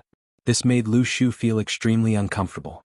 If he could make Jiang Zhulu feel uncomfortable, he didn't mind fulfilling his wish. Lu Shu, do you believe that I won't tear your stinky mouth apart? Jiang Zhulu fiercely stared at the willow tree and said, Aha, did I hit your sore spot? Everything is possible. The willow tree laughed wildly as if he had encountered the most hilarious thing in the world. As the 2 top young masters, Lu Shu and Jiang Zhulu, bickered, everyone else was silent. They lowered their heads to drink and eat, pretending not to hear what they were saying. A fight of this level wasn't something they could interfere with. If Fang Yan suddenly beat up Lu Shu or Jiang Zhulu in anger, Lu Chaoga wouldn't find it strange at all. Didn't Qinya Haowu of the Warren Investigation Group sneak attack Tangqing from the back like this? It was simply impossible for him to abide by discipline, rules, or to constantly pay attention to his surroundings and maintain his rationality. Fang Yan didn't care about Lu Shu and Jiang Zhulio's identities and backgrounds. If they really provoked him, he didn't mind teaching them a lesson. Just like how he knew Jiang Zhulio's personality from slapping him in the face. However, Fang Yan didn't beat them up. Moreover, not only did he not beat them up, but he also planted a patch of thorns on Jiang Zhulio's skin with a few simple words. When they wanted to get closer again, the patch of thorns would pop out and stab each other's bodies, making it difficult for them to hug each other as tightly as before. Fang Yan wasn't a martial artist but a boorish man. He was scheming and intelligent. Martial arts experts were cultured. Just thinking about it was scary. Fang Yan cut a piece of beef and stuffed it into his mouth. He chewed it gently and enjoyed the extreme taste of the snowflake beef ribs flown in from Australia. The food is getting cold, Fang Yan reminded Lu Chaoga when he saw her standing there motionlessly. Lu Chaoga pulled out a chair and sat across from Fang Yan. She picked up the knife and fork and unconsciously cut the steak, but she didn't have any appetite. A luxurious car, a luxurious house, a luxurious dress, and a publicly recognized proud daughter of heaven, Fang Yan said. It seems like you aren't living as well as we thought. Was it easy? Lu Chaoga said expressionlessly. Everyone has their own difficulties. You have your difficulties, Lu Shu has his difficulties, and Jiang Zhulu also has. You were right to reject Jiang Zhulu, Fang Yan said. This person has no bearing. We were just having a meal together as normal subordinates and friends, and then he brought his people over to cause trouble. Is this what a man should do? Anyway, I can't do it. If you were him, what would you do? Lu Chaoga asked. I would directly beat myself up, then pull out a chair and sit across from you, Fang Yan said. If you don't have bearing, then do things with generosity. You have to have a different temperament to attract women. Especially a woman like you. Am I right? What is your different temperament? Me? Fang Yan thought seriously and said, the natural kindness in my bones. The rain was getting heavier and heavier. The rainwater on the ground that couldn't be drained in time was rising, and it was already overflowing the mountains. The wind was howling and the black clouds were rolling. The rain was so dense that it was difficult to see with the naked eye. I will send you back, Lu Chaoga said while looking at the rain outside. If I had a car, I would say this to you, Fang Yan said with embarrassment. There was still some distance between the main entrance of Sky Number 1 and the parking lot. The security guard ran over with 2 umbrellas, one big and one small. He used the small umbrella to cover himself, and the big umbrella to cover Fang Yan and Lu Chaoga, ready to send them to the parking lot to pick up the car. Swoosh. Fang Yan's shoes were drenched as soon as they came out of the rainforest. Lu Chaoga, who was wearing high heels, actually had some advantage in the air. The rain was heavy and rapid. Fang Yin and Lu Xiaoge's bodies could only stick close to each other to avoid being drenched by the splashing rain. Lu Xiaoge's uniform skirt was blown by the strong wind, sticking tightly to her thighs. Her exposed calves were snow-white and dazzling. When the raindrops landed on them, it gave people a faint feeling of being wet and seductive. A faint fragrance, like the fragrance of orchids, came to their noses. It was very pleasant. Even with the heavy rain and the strong wind, Lu Xiaoge still walked calmly and elegantly. This woman was indeed outstanding in her own way. In order to take care of the guests, the security guard's clothes were drenched, dripping with water. "Sorry to trouble you," Fang Yin said with embarrassment. "It's my job." The security guard smiled honestly. When he smiled, 2 small dimples appeared on his face. According to physiognomy, people with small dimples on their faces loved others more. It seemed that he must be a good son and a good husband. After a pause, he said, "You are different from the other guests." "How is it different?" "No one said thank you before," the security guard said. In order to block the strong wind from behind and the falling rain, the security guard tried his best to lower the umbrella. Fang Yin and Lu Xiaoge could only look forward. Their line of sight behind was completely blocked. Rumble, lightning flashed and thunder roared. White light streaked across the sky. It was as if the sky was about to be torn apart. For no reason, Fang Yin suddenly felt goosebumps all over his body. There was a strong chill on his back. "Danger. Get out of the way," Fang Yin roared. He suddenly pushed Lu Xiaoge to the side, and the 2 of them rolled and slid in the rain. When the security guard heard Fang Yin shout, he didn't react at all. Before he could turn around, his body was sent flying into the air like a kite with a broken string. His pupils widened. He couldn't believe what was happening in front of him. Everything was fine. Why was there a super off-road vehicle rushing over from behind? Even if there was a car driving over, they should have turned on the lights and honked. Why did they sneak over? And how could they drive at such a fast speed in front of the restaurant? He couldn't understand. Bang. His body landed heavily on the ground and slid a long distance in the muddy ground before stopping. Xiao Bao. He tried hard to call out the name, but a large amount of thick blood spurted out of his mouth. Soon enough, his body stopped twitching. His eyes were wide open. He died with a grievance. The small black umbrella in his hand flew out, fluttering in the air, carried by the strong wind to an unknown place.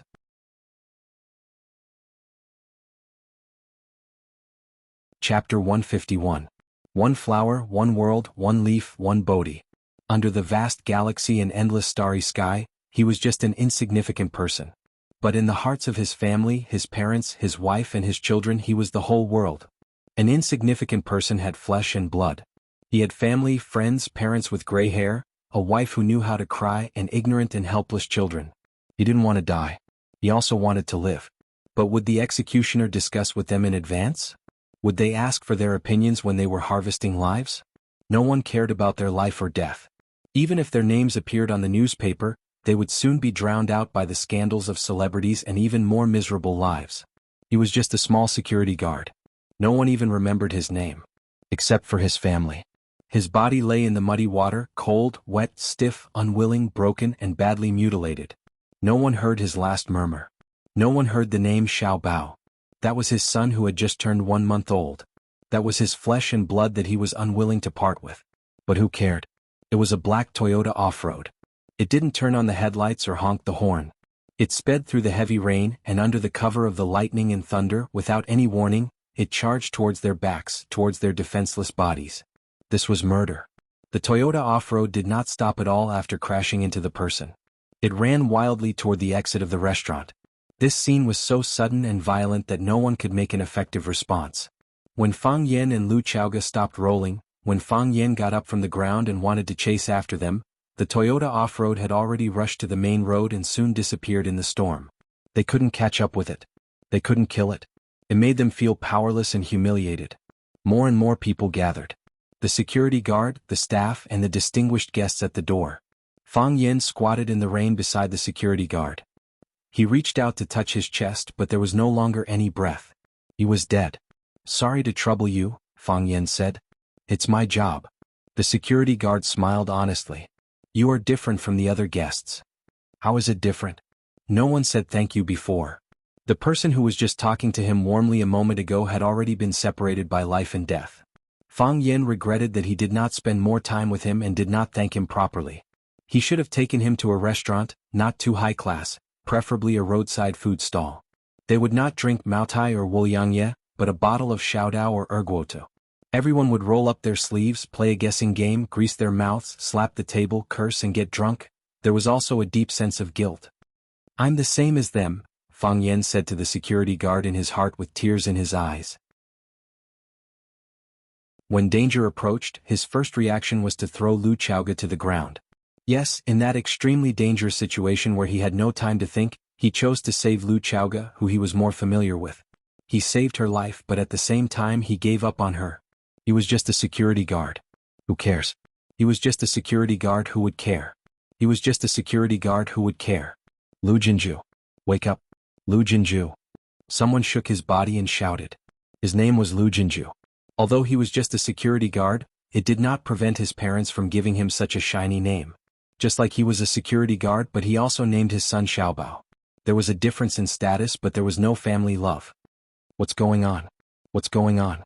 Call the police. Someone died, call the police. A security guard was crushed to death. What bad luck to encounter such a thing while having a meal. The rain was pattering and the wind was howling. From time to time, lightning flashed in the sky, illuminating all the filth on the ground. Countless sounds echoed in his ears, and countless faces appeared in his mind. Fang Yan looked like he was scared out of his wits. He squatted there without moving. What's going on? Did you see that? What happened? Someone shouted at him. I saw it, Fang Yan said. Someone killed him with a car. What car? A black Toyota off-road. What license plate? I didn't see it clearly.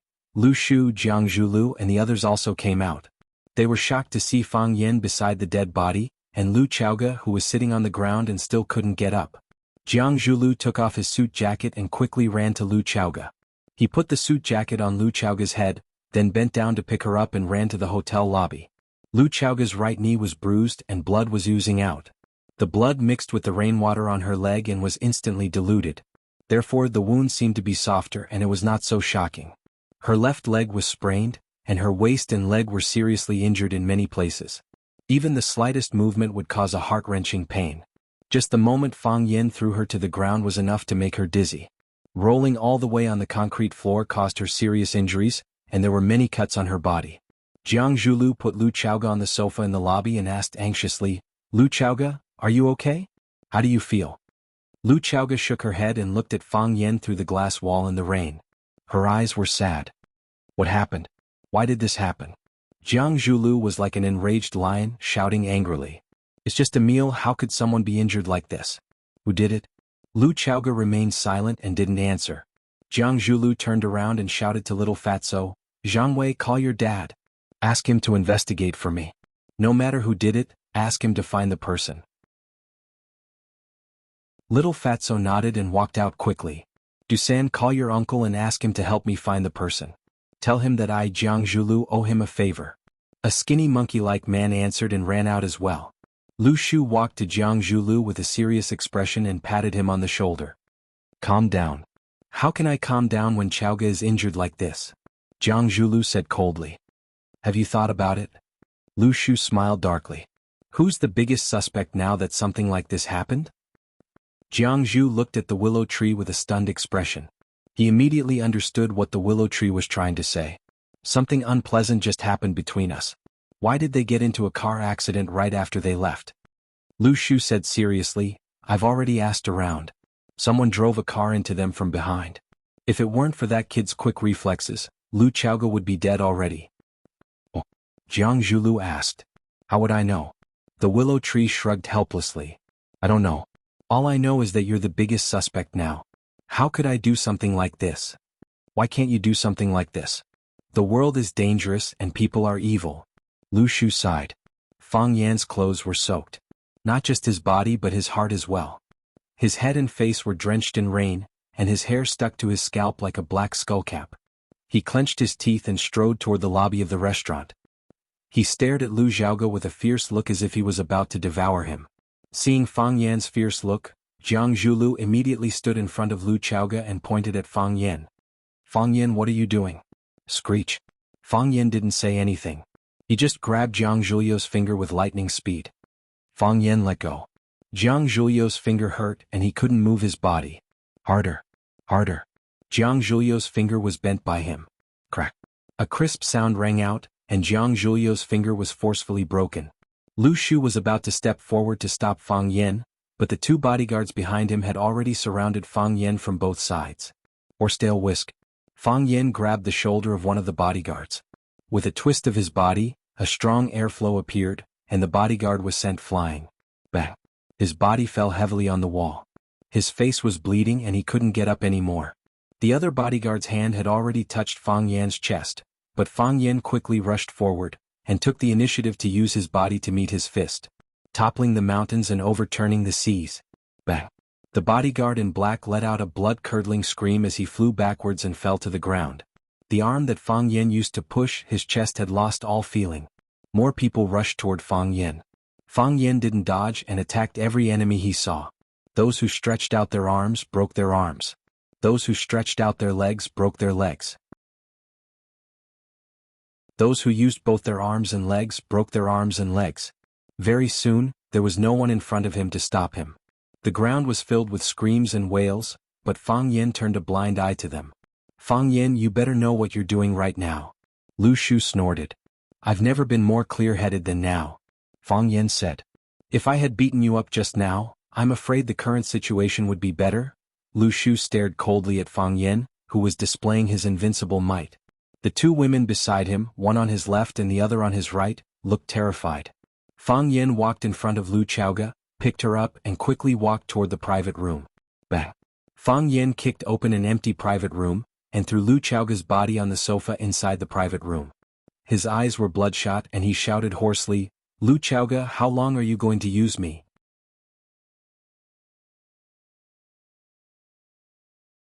Chapter 152. Her long hair was tangled and looked very messy, and it was wet and scattered over her shoulders. His face and forehead had several cuts of different depths, and each cut was oozing out thick or thin wisps of blood. Her clothes were soaked, and the white shirt on her upper body was in a translucent state, and the black bra inside was faintly discernible. The silver-gray pencil skirt was tightly ironed on her body, perfectly outlining the exquisite curves, and naked tempted the eyes of the onlookers. In the process of falling and rolling, 2 buttons on her shirt were pulled out, and a big hole was torn in the pencil skirt. They were barely able to cover the important parts of her body, but there was still a large area of her snow-white skin exposed in the air.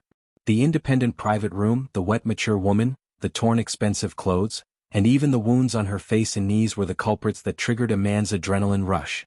The bag that Lu Chaoga carried with her was gone, and her cell phone, keys and other items were also gone. She had nothing on her now and was just an unlucky woman who was injured. Fang Yan threw her body on the sofa with great force, and in the process of flying and falling in the air, it once again affected her sprained leg bone and waist. She put her hands on the sofa, gritted her teeth and sat up little by little. She had to sit up and she had to straighten her back so that she could look more dignified and strong. She didn't want to be a yes man, and she was even more disdainful of using a woman's natural softness and weakness to win a man's sympathy. Lu Chaoga sat up straight and combed her hair with her fingers, preventing the long hair from covering her face and eyes. She looked at Fang Yan calmly and said, I'm also very sad that he's dead. I'm very sorry and I don't know how to apologize and make up for it. What's the use of apologizing? He's already dead, what's the use of apologizing?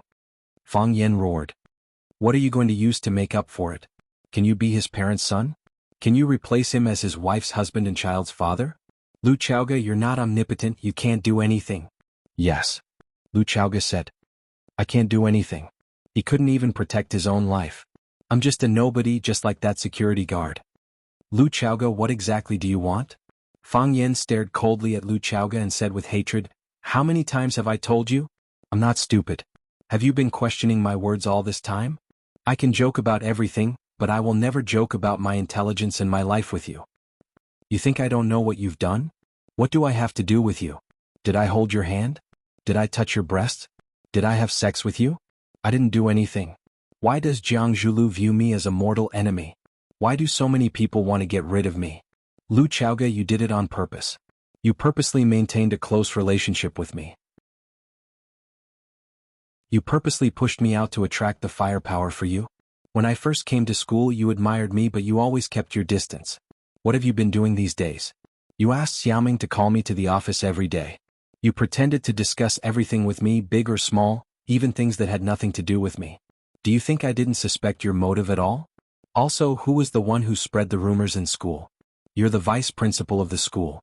If you want to control them, would they dare to discuss these topics in the office? What do you want to say? You want to say that you didn't? Of course you didn't. You're the vice principal of the school. You're the high and mighty ice goddess. Of course you wouldn't take the initiative to run out and tell others that I'm related to Fang Yan and that we're in love. Of course you wouldn't do such a stupid thing. But do you dare to say that you didn't add fuel to the fire in the dark? You didn't let it develop? Lu Chaoga looked gloomy and kept silent. Lu Chaoga, I know what kind of woman you are. You're proud and arrogant. You never put anyone in your eyes. Although I think I'm very good, I really didn't think that I could enter your eyes. On the first day I came, Jing Jing, your office director, reminded me to be careful and keep a distance from you. Now it seems that he wasn't all bad. That night, you leaned your head on my shoulder to intensify the conflict, right? What? You didn't have to do that, but why did you do that? To teach those who hide in the shadows a lesson? Because you two quarreled, I became the punching bag for you to take revenge on him.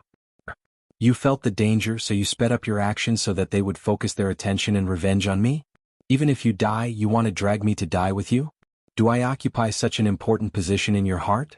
Fang Yan stretched out his hands to grab Lu Chaoga's shoulders. He asked in a disgusted tone, Lu Chaoga, say something. Give me an explanation, give me an answer. You used me so many times and almost took away my life. You have to give me an explanation, right? Lu Chaoga calmly looked at Wen Yan's face that had become distorted at this moment. She said, you're smarter than I thought and more powerful than I expected. Since you've guessed everything.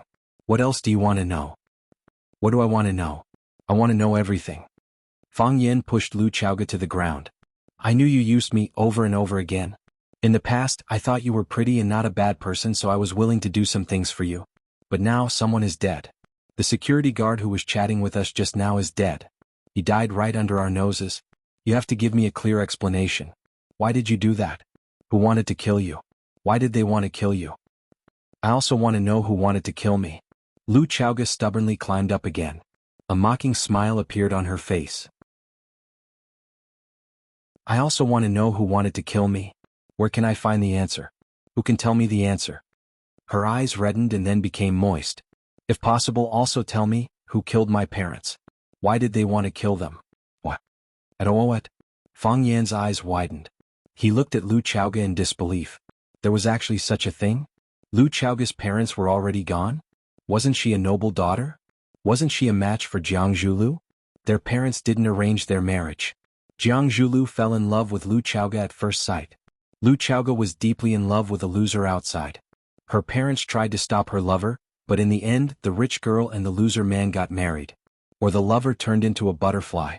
The former was Prince Charming and the latter was butterfly lovers.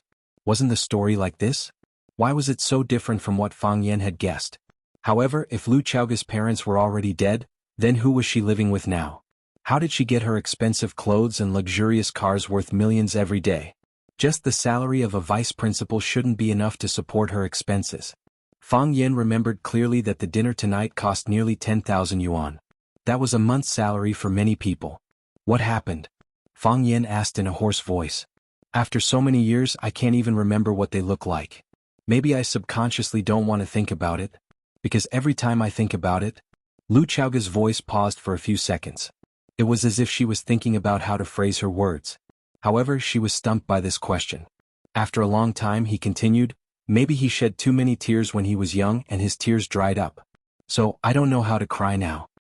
At that time, I was too young and didn't understand a lot of things. I only remember that I was still in elementary school. Auntie suddenly came to school during class. She said a few words to the teacher and then took me back. That was my least favorite language class. I was so happy that I didn't have to go to class anymore. On the way back, Auntie hugged me and cried non-stop. She kept talking about what to do in the future, what to do in the future. Only then did I know that my parents had passed away. They died on a trip. In the country that was known as the closest to heaven, they were robbed by gangsters. They refused to hand over their belongings, so those vicious gangsters with knives killed them all. They passed away just like that. I couldn't even see them for the last time. Auntie and Kiang Long Tan went abroad to handle the funeral. My parents, they became a small urn. What happened after that? Fang Yin asked. After that, Andy had to go abroad to work.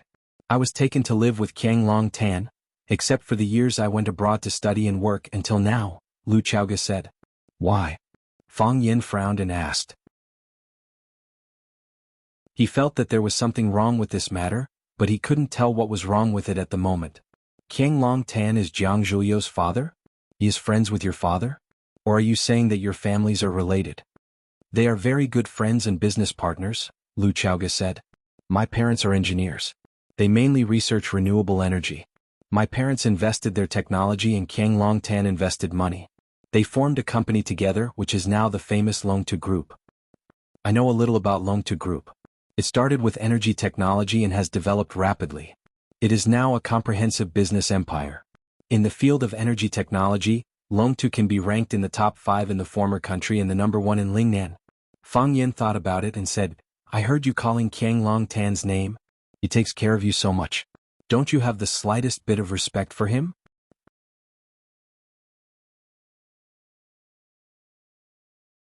Chapter 153. The grace of a drop of water must be repaid with a fountain of water. After Lu Chaoge's parents passed away, Qiang Long Tan adopted her and provided for her to eat. Logically speaking, Lu Chaoge should be grateful to the Jiang family. How could she call his name so emotionlessly? Fang Yin was very sensitive to details, so he easily found the problem in Lu Chaoge's words.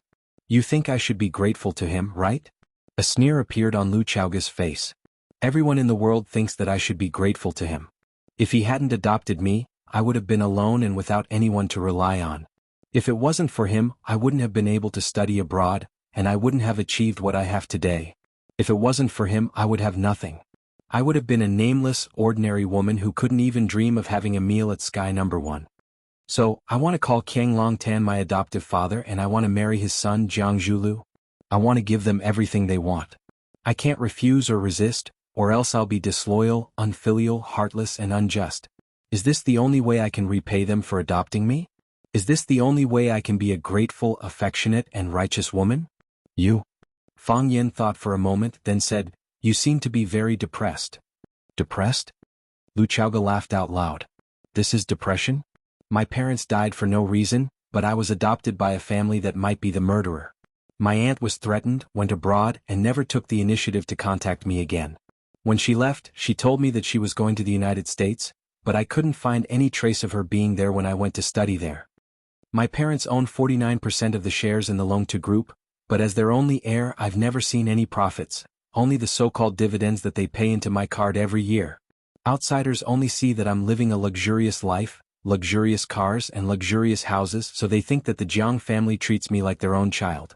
But how much profit do they take from the company? They smile at each other every day and they look kind and kind. One of them announced to everyone that I was the best candidate for her daughter-in-law, while the other treated me like his own daughter, not even comparable to his own son. Everyone praised her for being a good mother and everyone praised him for being a good father. However, the more they acted like this, the more I couldn't resist them. Otherwise, you're heartless, ungrateful and vicious. Even when I wanted to live outside, I was rejected by them. They said that living together as a family would be more intimate and warm. Should I be grateful? Lu Chaoge stared at Fang Yin and asked. Should I thank them? You said I don't know how to smile. How can I smile in such an environment?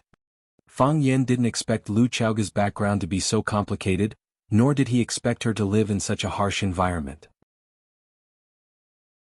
Even if there was no real evidence, she had already determined that the Jiang family had something to do with her parents' death. However, she could pretend that nothing had happened and live with them calmly and naturally, as if she was really a family with them. How strong and tenacious was this woman's endurance? How broad-minded was he? Fang Yin didn't think he could do it. If he stood in Lu Chaoge's position, he would have fought with them fiercely. However, Lu Chaoge did it. She was looking for evidence and she was waiting for the best opportunity. Is this Qiang Long Tan or Jiang Bia? Fang Yin said angrily. The more kind and righteous a person is on the surface, the more immoral they are when they do bad things. You said that Qiang Long Tan might be the murderer of your parents. Do you have any evidence? No. Lu Chaoge shook her head. When they had the accident, I was too young. I didn't have time to see them for the last time. My aunt couldn't bring back their bodies, and only a part of their ashes was burned together. After so many years, if the other party was careful, How could I find any evidence? Your aunt might know something. Fang Yan said. Did you look for her again? Yes. Lu Chaoga said angrily, it was like she disappeared from this world. Or maybe she really disappeared. It was because I couldn't find her that I began to suspect that my parents' death might be a conspiracy. This suspicion is very reasonable. Fang Yan said. His eyes were cold and he said with a murderous look, in other words, this car accident might have been arranged by the Jiang family? I don't know. Lu Chaoga said. All my property and connections are under their surveillance. I don't have anyone I can use. Even if I wanted to investigate something, it would be difficult to do it independently. Your appearance is a variable. Then? Why did you suddenly start to use me more? You're much closer to me now than before. Because I feel danger, Lu Chaoga said. In the past they've never urged me to marry Jiang Zhulu like this. What if we get married? I'll become a member of the Jiang family, Lu Chaoga said. In other words, the Jiang family has complete control over the Longtu group? Yes, Lu Chaoga said. One of the executives in the Longtu group was my father's classmate. He told me that Qiang Long Tan has been quietly diluting the shares that belonged to my father. Recently, he even tried to change the name of the patent that originally belonged to my parents. If the owner of the patent changed it, then it would be easy for them to kick my father and me out of the Longtu group. The Lu family will no longer have anything to do with the Longtu group. They really have to be tough with both hands. Fang Yan sneered. On one hand, they want you to become a member of the Jiang family. This way it will be easier for them to control you. They will even force you to agree to change the owner of the patent. On the other hand, they take care of you in every possible way. If you jump out and fight with them for the shares, I'm afraid everyone will stand up and blame you. Fang Yan looked at Lu Chaoga and said, since they want you to become a member of the Jiang family, why did this happen today? They are here for you, they want to kill you. I don't know. Lu Chaoga shook her head. I don't know anything just like you. I have never understood them and I don't know how to understand them. You would never be able to experience that kind of feeling. Even if everyone sat at the same table to eat, everyone's face was covered with a thick layer of film. Everything could be a disguise. Every one of them was a master of acting. I have lived in the Jiang family for so many years, so I learned to act like them. I learned to be calm and collected and learned that no one can read my mind. This is my biggest gain. Sadness is not a reason to be forgiven. That security guard died because of me. I feel very guilty. But I have no other choice. Lu Chaoga said. I should have died with him. You helped me make the choice. You saved my life. They are insane. A living being was sent flying by them just like that. They want to kill you and me at the same time. It doesn't matter to them whether they kill one person or 3 people. Fang Yan's anger completely exploded and he said in a cold voice, I don't care who they are, no matter what their status is. If they want me dead, I will never let them live well. I promise. Then you will be used by me again. Lu Chaoga said. In the past, it was Lu Chaoga who took the initiative to drag Fang Yan into the battlefield, and she became the vanguard of this war. After the tragedy at Sky 1, Fang Yan began to take the initiative to find out the truth of the accident, and he volunteered to join the battle. Because he couldn't let the security guard die in vain, he couldn't let himself suffer such grievances. He could ignore Lu Chaoga, he could ignore the security guard, but he couldn't ignore himself. As for the process of revenge, he would be more closely allied with Lu Chaoga, and even help her bear the main artillery fire. That wasn't the most important thing. Knock knock. Someone was knocking on the door outside. Fang Yan, come out quickly, bring Lu Chaoga out if anything happens to her. Jiang Zhulio's urgent voice sounded outside the room. The person inside, listen, you are surrounded. This was the voice of a strange man. Don't act rashly, let go of the hostage, put your hands on your head and squat on the ground. We will attack in 3 seconds. 3, 2, 1. Bang! The door of the room was kicked open, and a group of armed policemen rushed in, pointing their guns at Fang Yan and Lu Chaoga, who was hugging Fang Yan. Yes, Fang Yan and Lu Chaoga's bodies were tightly hugging each other. Lu Chaoga's body leaned weakly on the sofa, and Fang Yan's body was on top of her, one hand caressing under her clothes, the other hand holding her neck, pulling her upper body closer to him. They hugged passionately and kissed passionately. They were so unemotional, as if everything in this world had nothing to do with them. All they needed were those red lips and a scorching hot body. Gotcha. Many people subconsciously pointed their guns at the ground. Even more people widened their eyes. Didn't they say, there was a kidnapper? Why did they only see a pervert? Jiang Zhulu stood behind the crowd, seeing the scene inside the room. His eyes almost popped out of their sockets, and he pointed at Fang Yan and shouted, "Fang Yan, you dare touch my woman!" "She is my woman," Fang Yan said without turning his head.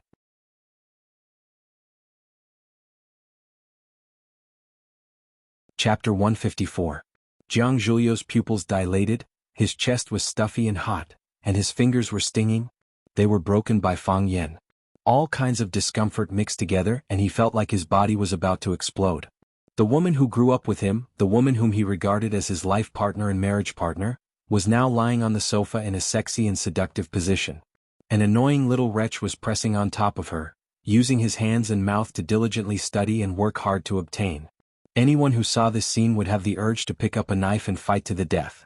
This should have been what he did, and he had imagined this scene countless times. But why did it turn out like this? Why was the truth so cruel and unacceptable? "Kill him," Jiang Zhulu shouted. "He's a kidnapper, kill him quickly." No one would really shoot someone. No one was stupid. How could they shoot someone just because of a sentence from the eldest young master of the Jiang family? Obviously, this was a couple who couldn't control themselves, so they found a private room to make out. What did it have to do with kidnappers kidnapping hostages? At most, they would be charged with a crime of corrupting social morals, which was not serious enough to shoot them to death. "Calm down." Lu Shu walked behind Jiang Zhulu, put his arm around his shoulders and said, "A lot of people are watching you, don't let them look down on you. Don't let them see you as a joke." The pain in his fingers made Jiang Zhulu sober up gradually. He stared at Fang Yan fiercely and said, "Even if he's not a kidnapper, the evidence is conclusive that he beat and injured someone. Are we going to let the murderer get away with it?" A middle-aged police officer came out, pointed at Fang Yan and said, "Take him away." Two police officers quickly came over and dragged Fang Yan, who was still lying on Lu Chaoga's body, and their tongues entangled. Fang Yan looked at the middle-aged police officer and asked, "What did I do that you want to take me away?" "Beat and seriously injured someone. Why can't we take you away?" The middle-aged police officer said with a sneer. Jiang Zhulu didn't like people, so he naturally didn't like them either.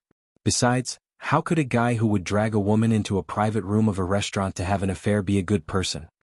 "That was self-defense," Fang Yan said confidently.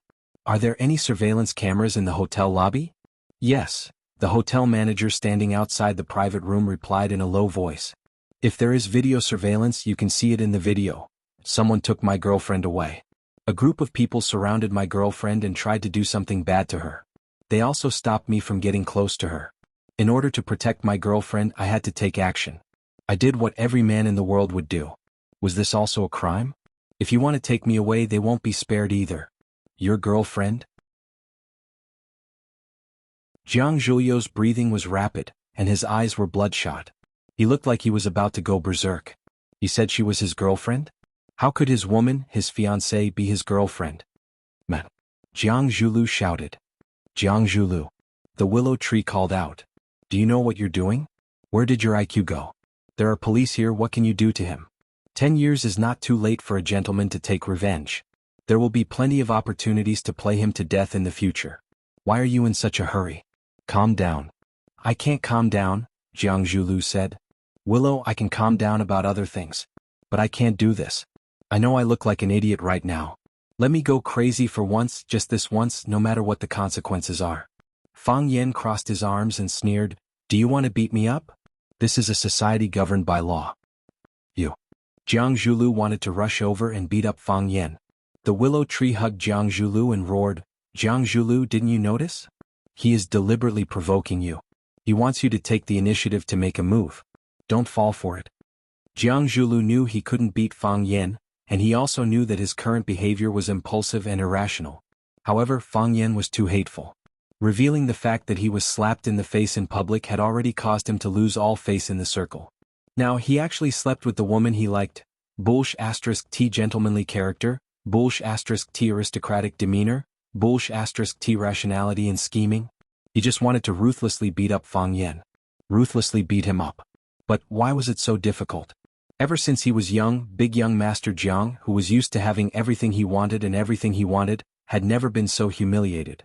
After getting to know Fang Yan, he finally understood the true meaning of the phrase, "Life is hard." "Bastard."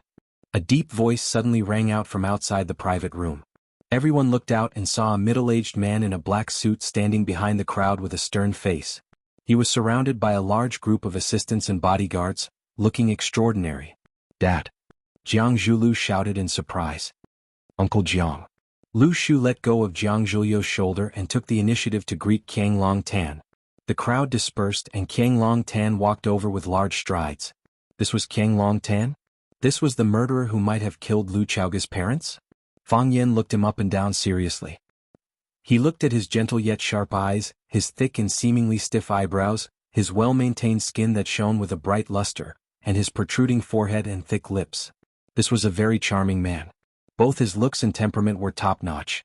Moreover, he gave off a sense of justice that was dignified without being angry, causing people to naturally feel fear when they saw him.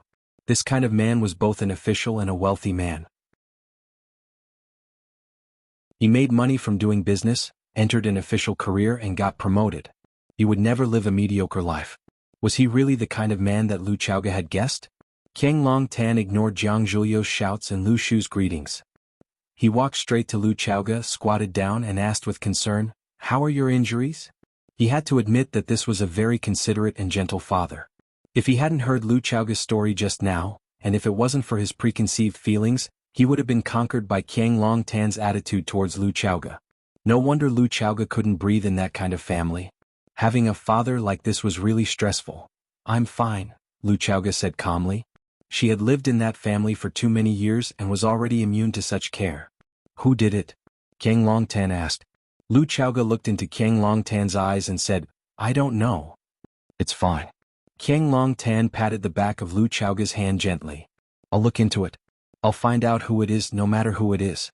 Qiang Long Tan got up abruptly and looked at Fang Yen and the agitated Jiang Zhulu. "What's going on?" The middle-aged officer came over and explained the situation to Qiang Long Tan in a low voice. Qiang Long Tan frowned and said, "Jiang Zhulu is Chaoga's younger brother. He's not a stranger and there's no way he's up to no good." Qiang Long Tan's words blocked the loophole of Jiang Zhulio's false alarm. "Understood," the middle-aged officer said. Qiang Long Tan pointed at Fang Yen, then looked at Lu Chaoga and asked, "He's your friend?" "Yes," Lu Chaoga said. "Chaoga's friend is also Jiang Zhulio's friend. There's no need to go to the police station to solve a small conflict between friends. Just let it go," Qiang Long Tan said. He turned to look at Fang Yen and said, "The dead should be respected. Let's keep quiet, okay?" Fang Yen was speechless. That was a very good question. If he didn't agree, he would be disrespecting the dead, looking for trouble and being ungrateful. It's so hard to be a human being. Fang Yen thought to himself. You want to calm things down, but have you considered how I, the murderer, feel? No problem. It's great that we can make it a small matter. The middle-aged officer was overjoyed.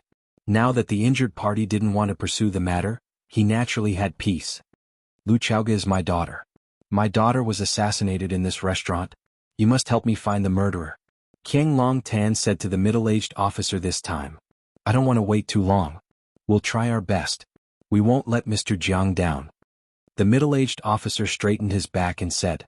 Although the person standing in front of him wasn't his immediate superior, he still felt heavy pressure. I believe you, Qiang Long Tan said. The middle-aged officer wanted to laugh, but he couldn't. Qiang Long Tan walked to Lu Chaoga and said in a low voice, Let's go. Let's go home. Since Qiang Long Tan came to the scene, it had become his word.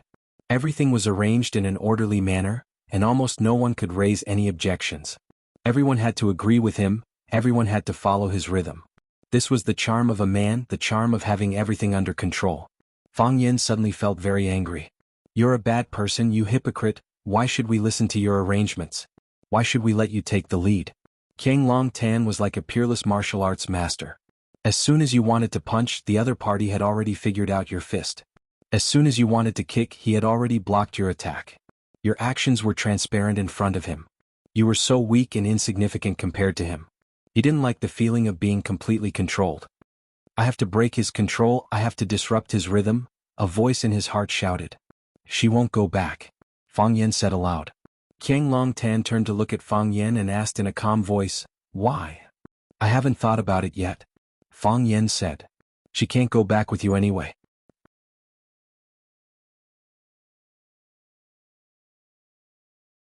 Chapter 155.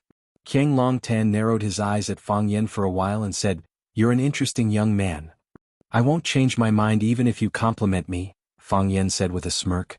"Do I look like the kind of man who can be bought over with a few flattering words? But I don't get it. Chowga is my daughter and she's just been attacked. What's wrong with me taking her home to rest and letting my family take care of her?" Jiang Longtan voiced his reasonable doubts. What's wrong with that? He was Lu Chaoga's legal guardian. Although Lu Chaoga was an adult now, she was still registered in the national file system. If he wanted to take Lu Chaoga home as her foster father, everyone would support his decision. "She's your daughter and my girlfriend. She's half of my spine, the air and sunshine of my life. Just now, right under my nose, an off-road vehicle rushed over and almost took her away from me. Can you understand how I feel right now? Can you understand how I feel when I've lost her and found her again? I don't want to be apart from her for even a second. I want to keep an eye on her and make sure she's fine. Otherwise I'll have nightmares at night." Lu Chaoga darted a strange look at Fang Yan and thought that he was the only one who could say something like that. Qiang Longtan said after some hesitation, "That's a very convincing reason. Thank you for your consideration. But I'm still taking Chaoga with me," said Qiang Longtan.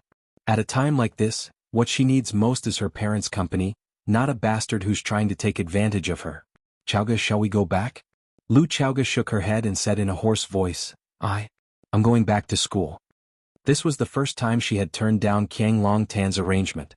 She had never done something like this before. Qiang Longtan was stunned. He didn't expect Lu Chaoga to stand on Fang Yan's side so firmly. "It's quieter there," Lu Chaoga explained. "I understand." Qiang Longtan nodded with difficulty. "Take care of yourself." "Dad, how can you let him take Chaoga away?" Jiang Zhulu shouted, "This is a despicable and shameless person. When we came in just now he was—" "Shut up." Qiang Longtan snapped, "Go back." Qiang Longtan shifted his gaze to Lu Chaoga again and said, "Shall we talk? Although I know that the timing isn't right and the environment isn't right, there are some words that I don't want to let pass the night." "Sure," Lu Chaoga said. The unrelated people all left and the private room was cleared. Fang Yan took off his coat and draped it over Lu Chaoga's shoulders before he left as well. Qiang Longtan only wanted to talk to Lu Chaoga. "Are you thirsty?" Qiang Longtan asked. He went to the fridge in the corner of the private room and took out a bottle of cold water. Holding it in his hand he said, "The water's too cold. Drink it later." Lu Chaoga didn't say a word. She only gripped Fang Yan's coat tightly, hoping to get some warmth. Qiang Longtan found the remote control for the air conditioner and turned it on. The room quickly warmed up as the ambience was released. Only then did Qiang Longtan sit down across from Lu Chaoga. Looking into Lu Chaoga's eyes he said honestly, "I know. You blame me and you hate me." The surprise in Lu Chaoga's eyes flashed away and she returned to calmness in an instant. This opening was too direct and she was caught unprepared. "You've always suspected me. You suspect that your parents' death is closely related to me. You don't have to deny it. I know what you're thinking from the strange and wary look in your eyes.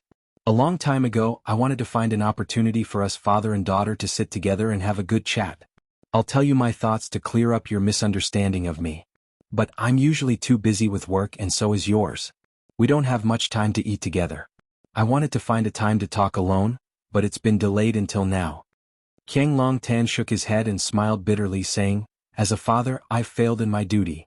I've let down your parents' trust. Actually, it's been so many years. Some things can't necessarily be explained clearly. What happened to your parents still pains me to this day. They were my best friends and talented business partners. Chaoga, you don't know business, so you don't understand how great their departure was for me and Longtu Group. We haven't been able to recover to this day. Yes, we haven't been able to recover to this day. We could have done better. We should have been #1 in all of Wuxia. But we used to be the world's leading biotechnology company, and now we're being surpassed by others. Can you understand how I felt back then? It wasn't just my hard work, it was your parents as well. We drank and talked so many times and we were both filled with hope for the future. We said that we wanted to do our best, to be the best #1 in the world. But because of their departure I couldn't accomplish the goal I set on my own. They're very important to me and just like you, I don't want to be separated from them. I didn't want to talk about it in front of you because I thought it would be too cruel for you. You're just an innocent girl and you shouldn't have to bear all that. You shouldn't have to bear all that pain. I hope that you can forget it, just remember it but not be sad. I hope that you can become a member of the Jiang family. We'll do everything that parents should do for you. We'll give you everything that your parents can give you. I hope that we can take care of you and protect you for them. I hope that everyone can live a peaceful and happy life. Even if it's a little incomplete, everyone will still be happy. I hope that I can do that for you. Qiang Long Tan unscrewed the cap of a bottle of warm water and handed it to Lu Chaoga. Why would I hurt them? If it's for the sake of profit, they can stay alive and help me lead the research team. Our Long2 group can become #1 in Wuxia and #1 in the world. Isn't that more beneficial to me? Lu Chaoga opened her mouth, but she didn't know what to say. He had this kind of ability. He could always see through your thoughts and accurately pinpoint your acupuncture points, making it impossible for you to have any thoughts of resistance.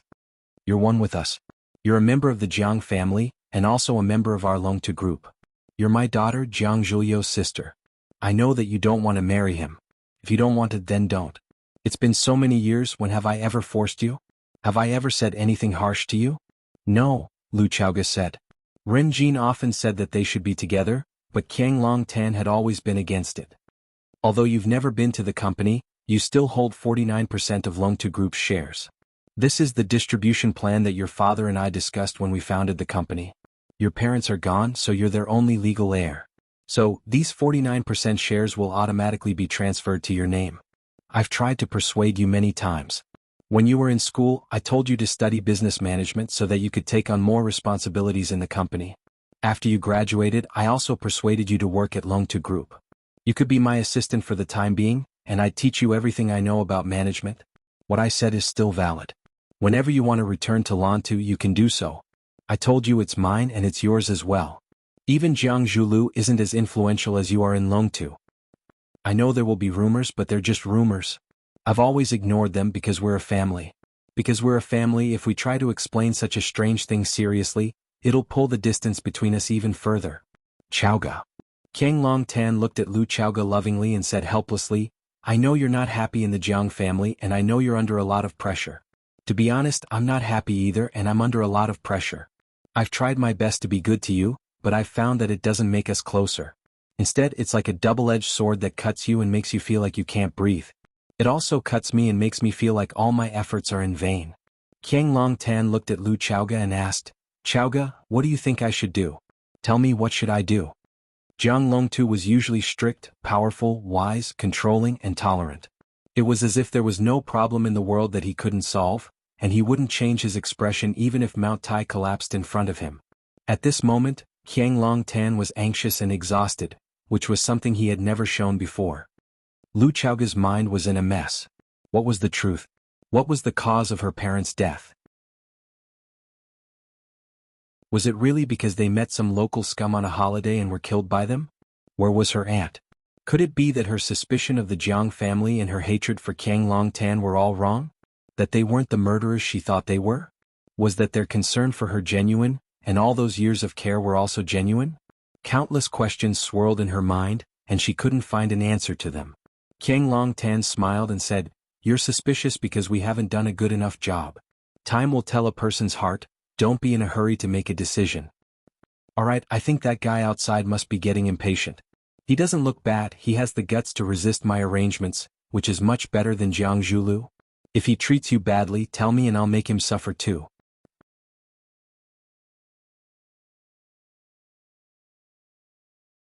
Chapter 156. You shouldn't have come. Jiang Zhuliu sat in the back seat and said calmly. Why? Qiang Long Tan had his eyes closed and his voice wasn't very clear, as if he was in a half-asleep state. Lu Chaoga suspects us. She has always thought that the Jiang family is the culprit behind her parents' death. She was attacked and you immediately ran over. What would she think? What would others think? Jiang Zhuliu raised his doubts.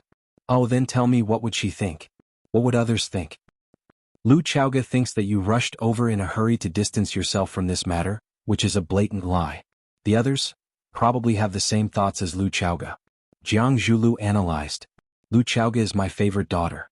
She was in such a big accident and I received one call after another. If I didn't rush over, what would she think? What would others think? Qiang Long Tan asked. This sudden incident had indeed pushed Qiang Long Tan into a dilemma. Just as Jiang Zhuliu suspected, as soon as something happened to Lu Chaoga, he hurriedly ran over. It was as if he wanted to prove that he was innocent and that he wasn't the one who did it. However, if he didn't come, Lu Chaoga and the others would have other thoughts. His most beloved daughter had been in such a car accident and so many people had called to inform him of the situation, but Qiang Longtan didn't care. What was he running away from? Jiang Zhulu thought about it and said in annoyance, "So, the father and son of the Jiang family can't be good people? Whether we did it or not, we can't get rid of the suspicion." "Yes," Qiang Longtan said. "That's too much. Who bullied you?" The difference between a good chef and an ordinary chef is that they can control the degree of cooking, the degree of heat and the degree of seasoning. If a big fire is too bad, a small fire will make it better. If it's too tasteless, it's too salty and hard to swallow. Qiang Longtan said. Jiang Zhulu looked into his father's eyes and asked, "What do you want to say?" "I've acted." Jiang Zhulio's expression instantly became stiff. Lu Chaoga's clothes had been soaked by the rain and her whole body was in pain.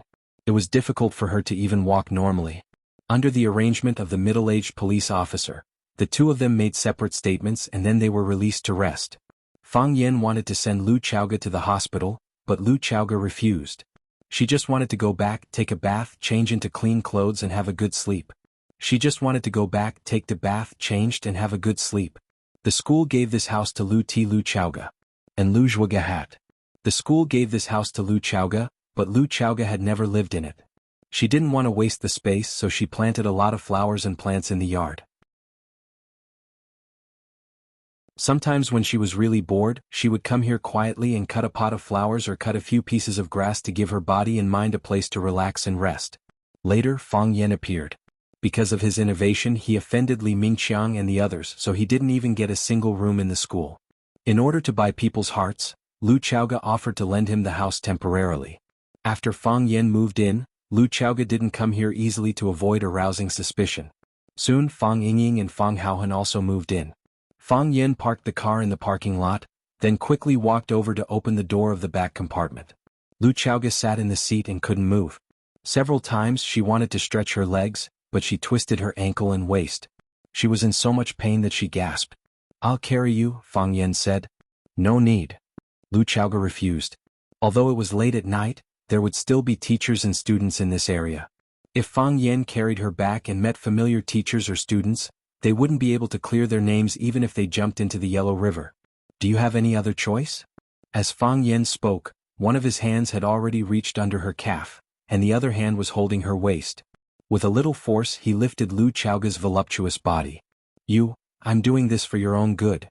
Fang Yen closed the car door with his foot, then pressed the lock button on the key and walked quickly to the small courtyard where they lived. Whatever he said would happen and what he feared would happen. Fang Yen and Lu Chaoga were afraid of meeting any acquaintances. They didn't expect to meet Li Mingqiang, who was also coming out of the parking lot, when they just got out of the parking lot. Lu Chaoga buried her face in Fang Yan's chest, pretending that no one could recognize her. Fang Yen couldn't avoid it, so he could only smile at Li Mingqiang awkwardly. Li Mingqiang was stunned for a moment, then he walked quickly to Fang Yen and asked, "Mr. Fang, did you just come back from outside? What's wrong with Principal Lu? Are you okay?" Lu Chaoga really wanted to die this time. Fang Yen also felt that this old guy didn't know how to speak. At this time, couldn't you pretend that you didn't recognize who this woman was? Did you have to expose him in public? Principal Lu's leg was injured. "He can't walk," Fang Yen explained. "Injured? Is it serious? Do you want to send him to the hospital?" Li Mingqiang asked with a worried face as if his important family was injured. Fang Yen looked at him with doubt and immediately understood his mind. Fang Yen was able to negotiate with Zheng Tiancheng successfully, thanks to the video provided to him by Li Mingqiang's son, Li Yang. At that time, Li Yang recorded the video just to please Zheng Guodong, but he didn't expect to be interrupted by Zhu Jian, who suddenly rushed in by mistake. At that time the scene was too chaotic and Li Yang forgot about the video. Later, when the incident broke out and Zhu Jian was wronged and left, Li Yang didn't dare to take out the video. For some reason he didn't destroy the video. Later, on the top of Xinsha Mountain, Zheng Guodong, Li Yang and Qin Tao were killed, and Fang Yen went down with a rattan rope to rescue them one by one. From that time on, Li Yang and Qin Tao's attitude towards Fang Yen changed, but because of this, there was a gap between them and Zheng Guodong. The distance between the three people was getting farther and farther. After Fang Yan found Li Yang and Chen Tao, he did some ideological education work and Li Yang finally gave the video to Fang Yan. At that time he gave Fang Yan a 500G hard disk. When Fang Yan took it he was shocked, thinking that Zheng Guodong was so heartless that there was so much evidence in the hands of Li Yang. Later when he opened it he found that it was just a video of a few minutes. Out of the same mentality he walked into Zheng Tiancheng's office with the 500G hard disk. When Zheng Tiancheng took the hard disk, his heart was probably beating very fast, right? Although Fang Yan didn't admit it, it wasn't difficult for Zheng Tiancheng and Zheng Guodong to guess the source of the video. Li Mingqiang lost Zheng Tiancheng's trust, and his position as the head of teaching was in jeopardy. Zhu Jian, who had been expelled from the school, returned in a high-profile manner and became his assistant. This arrangement made him even more worried. Therefore, it was a very urgent matter to find another life-saving thigh to hug. However, in the whole of Rosefinch Secondary did he have any other choice? Now it was not strange that he treated Fang Yan and Lu Chaoge like this. It's not serious. I just need to apply some medicine, Fang Yan said. Lu Chaoge didn't say anything. Since she didn't say anything from the beginning she might as well keep silent. If she spoke at this time, it would be easier to fall into an awkward situation. Yes. Hurry up and apply the medicine. Li Mingqiang said. I have some golden chrysalis muscle nourishing powder at home. It is said that it was personally made by the Dr. King Qin Luo, using wild golden chrysalis. I will go back and get it. You help Principal Lu apply it. With Principal Lu's character and appearance, it would be a pity if there was a scar on his leg. This is a big deal and it can't be delayed. Fang Yan could not reject the other party's good intentions. Moreover, if Li Mingqiang could stand on Lu Chaoge's side from now on, it would also give Lu Chaoge a big help in Rosefinch. Besides, Fang Yan did Li Yang a favor. Thank you, Director Li, Fang Yan said with a smile. We are all colleagues, no need to be polite. Li Mingqiang waved his hand and said, You send Principal Lu back to rest, I will go back and get the medicine. I will send the medicine to you later. After Li Mingqiang finished, he trotted to the front. Fang Yan shook his head gently. Everyone's life was not easy. Fang Yingying and Fang Haohan had already had dinner and were doing the routine standing training in the yard. Seeing Fang Yan coming in with a woman in his arms, both of them were surprised. They hadn't seen each other for a while, and Junior Marshal Uncle's behavior was so open. Fang Yingying hurriedly greeted him and said, Junior Marshal Uncle, do you need my help? Yes, Fang Yan said. With Fang Yan's affirmative answer, Fang Yingying hurriedly ran over to help Fang Yan carry Lu Chaoge. Fang Yan turned around with Lu Chaoge's body in his arms, avoided Fang Yingying's kindness and said, Help me close the door. Fang Yingying was stunned for a moment. Just this. He was stunned for a moment and hurriedly ran over to close the courtyard door. Fang Yan came to the living room with Lu Chaoge in his arms. Looking at her wet clothes he said, Take a bath and change your clothes first. When Director Li comes I will help you apply the medicine. Since he has the golden chrysalis muscle nourishing powder, we shouldn't refuse his kindness. After saying this he realized that the real problem had appeared. Lu Chaoge couldn't take a bath and there was no change of clothes. You're tuning in to the Han Li's Wuxia Adventures YouTube channel. We're so grateful for your support and don't forget to subscribe to join us on this incredible journey through captivating stories. Your generosity through donations truly makes a world of difference, as it's the primary source of revenue that allows me to expand and enhance this channel for you. Thank you from the bottom of my heart for being a part of this adventure.